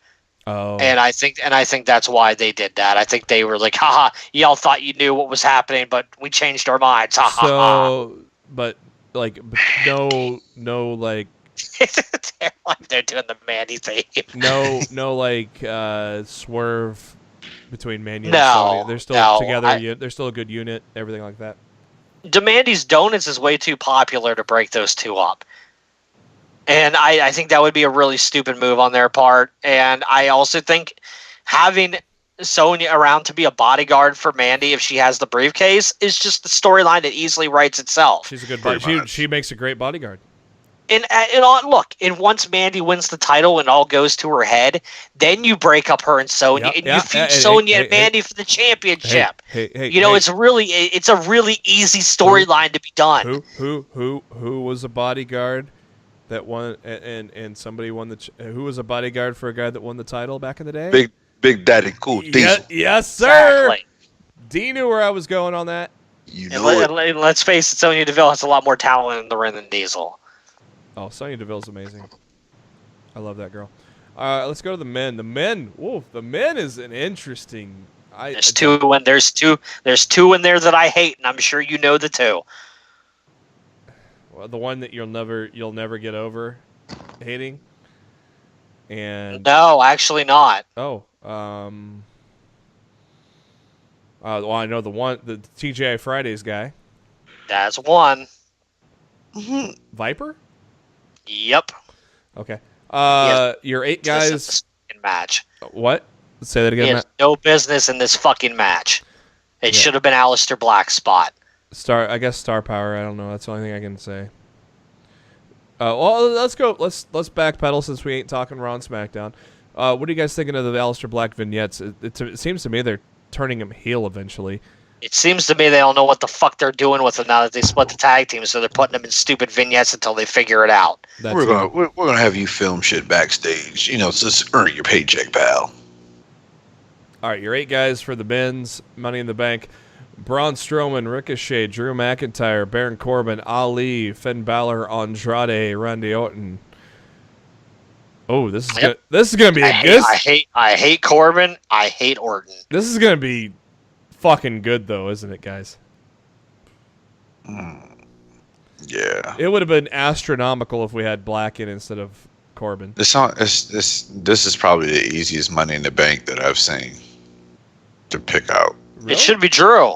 Yes. Yeah. It should. Honest to God, should be a no-brainer. That's exactly who it's going to be. Yeah.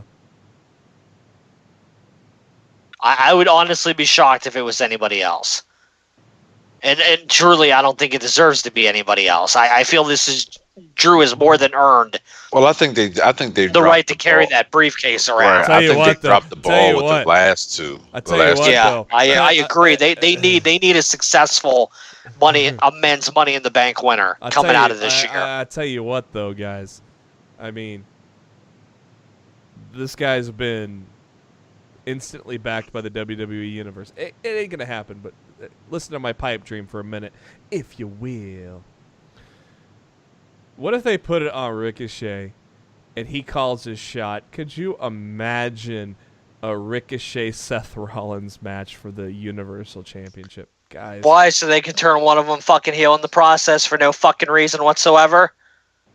They don't need to, but I see where you're going at. Because they did it on Monday. I know.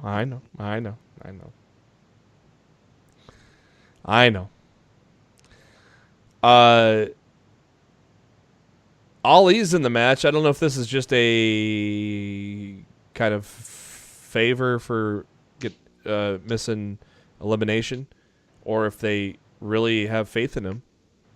Ali's a kind of an interesting name. I mean, the fact that he's being pushed so much, where you don't expect him to be, I would expected this guy to be fucking buried under Vince's watch, and this guy is constantly getting in there with the big dogs. No pun intended. But Ollie's name's got to stand out a little bit just for the fact that he's constantly getting in there. I would love Finn Balor to win it because I'm always a sucker for a dual champion like the Ultimate Warrior, and Finn Balor holding a briefcase would be fun as fuck. I think Andrade winning it would be entertaining as hell too. I don't think he's done enough yet. Nah, he ain't there yet. Yeah. Obviously, the front runner is Drew McIntyre. But and honestly, to me, if it's anybody other than Drew, it's a disappointment. To me, that this Money in the Bank is absolutely designed to put Drew over and start his climb to the top of the Raw brand. Unless you're fucking finally putting the rocket up Braun Strowman's ass, yes. You already gave it to him last year. You can't do it again. Right, you ain't gonna do it back to back. Because if you do it back to back years and you have him fail cash in 2 years in a row, you might as well just fucking release him. I'm not having him fail this time though. That's the thing. To me, this is Drew's to win, and everybody else is just a bit player in it. So then, do you say Strowman finally gets his world title by beating Drew down the line? Maybe. It's possible, but I mean, they're clearly not pushing Braun like that right now. Did you see that shit on Reddit from Meltzer regarding why Braun got de-pushed? Well, apparently Braun's gotten de-pushed a lot over the past 2 years. So I mean, it's not. Are any of us really to be surprised by any of that? Yeah. Stupid. But it's apparently. I mean, I'm not. Yeah. It is. It's whatever. It's just another case of Vince being a fucking moron. And for the first time, is this the first time in show history, Matt, that we've never talked Raw and SmackDown? Maybe. I can't say I don't hate it. Outside of obviously pay-per-view shows, but I kind of like it. I ain't gonna lie. Oh, I think we have a lot. I think we have a lot more to talk about, and a lot more passion in the world of pro wrestling than running down 2 shit shows in 1 week. Jeff Hardy posted a video on Instagram following his knee surgery. So if you go to Jeff Hardy on the Instagram, you can check that out. That's your latest breaking news. Other than that, no other breaking news. So with that, I'm going to say that does it for this edition of Lost in the Midcard. A very passionate edition of Lost in the Midcard. We've been pent up for a couple of weeks, and we have unleashed the beast because Vince has pissed us off for long enough, and here we are. And so thank you to SpiderDuck.net for being our host, enabling us to be on iTunes, Spotify, and any of your favorite podcasting apps. Make sure you search for Lost in the Midcard. Hit that subscribe button. That way you know when every time a new episode comes your way, typically every Wednesday, but we've taken a little hiatus I had to myself my 5th anniversary with my beautiful girlfriend Nikki, so we didn't record this Tuesday. So we got a special Friday episode for you this week, but we'll be back to our regularly scheduled episodes here pretty soon. But that's why you subscribe, so you know every time a new one comes your way. You can also subscribe to us on the YouTube. Links to all that are on our Facebook page, facebook.com/LostInTheMidcard. Also on our Twitter at LITMC Podcast. You could also check out that as we share a lot of the great tweets from the wrestling world, as those guys are pretty entertaining on the social media. And Darryl, he's on the Twitter at NoOneLikeD. Matt is on the Twitter at RawFShowtime. I myself am on the Twitter at JBHuskers. Give us all a follow as well. Tell us what you like about the show, what you don't like about the show, what you like about WWE, what you don't like about WWE, what you can't wait to see from AEW, all that fun stuff. Just talk to us. We'd love to interact with you guys as well. And before we ride off into that sunset for this week, Darryl, what are your final thoughts? I don't like WWE. Is that, in the words of Forrest Gump, is that all you got to say about that? That's all I got to say about that. All right. Matt, what are your final thoughts? Without further ado, I leave you due. Goodbye And good night. Mwah. Bang! Bang. Word. And I'm going to leave you with, ladies and gentlemen, Conway Twitty. Family Guy fans will get that one. For Darryl, Matt, this is Jeremy. Thank you for tuning in to Lost the Midcard. We will catch you next time that we catch you.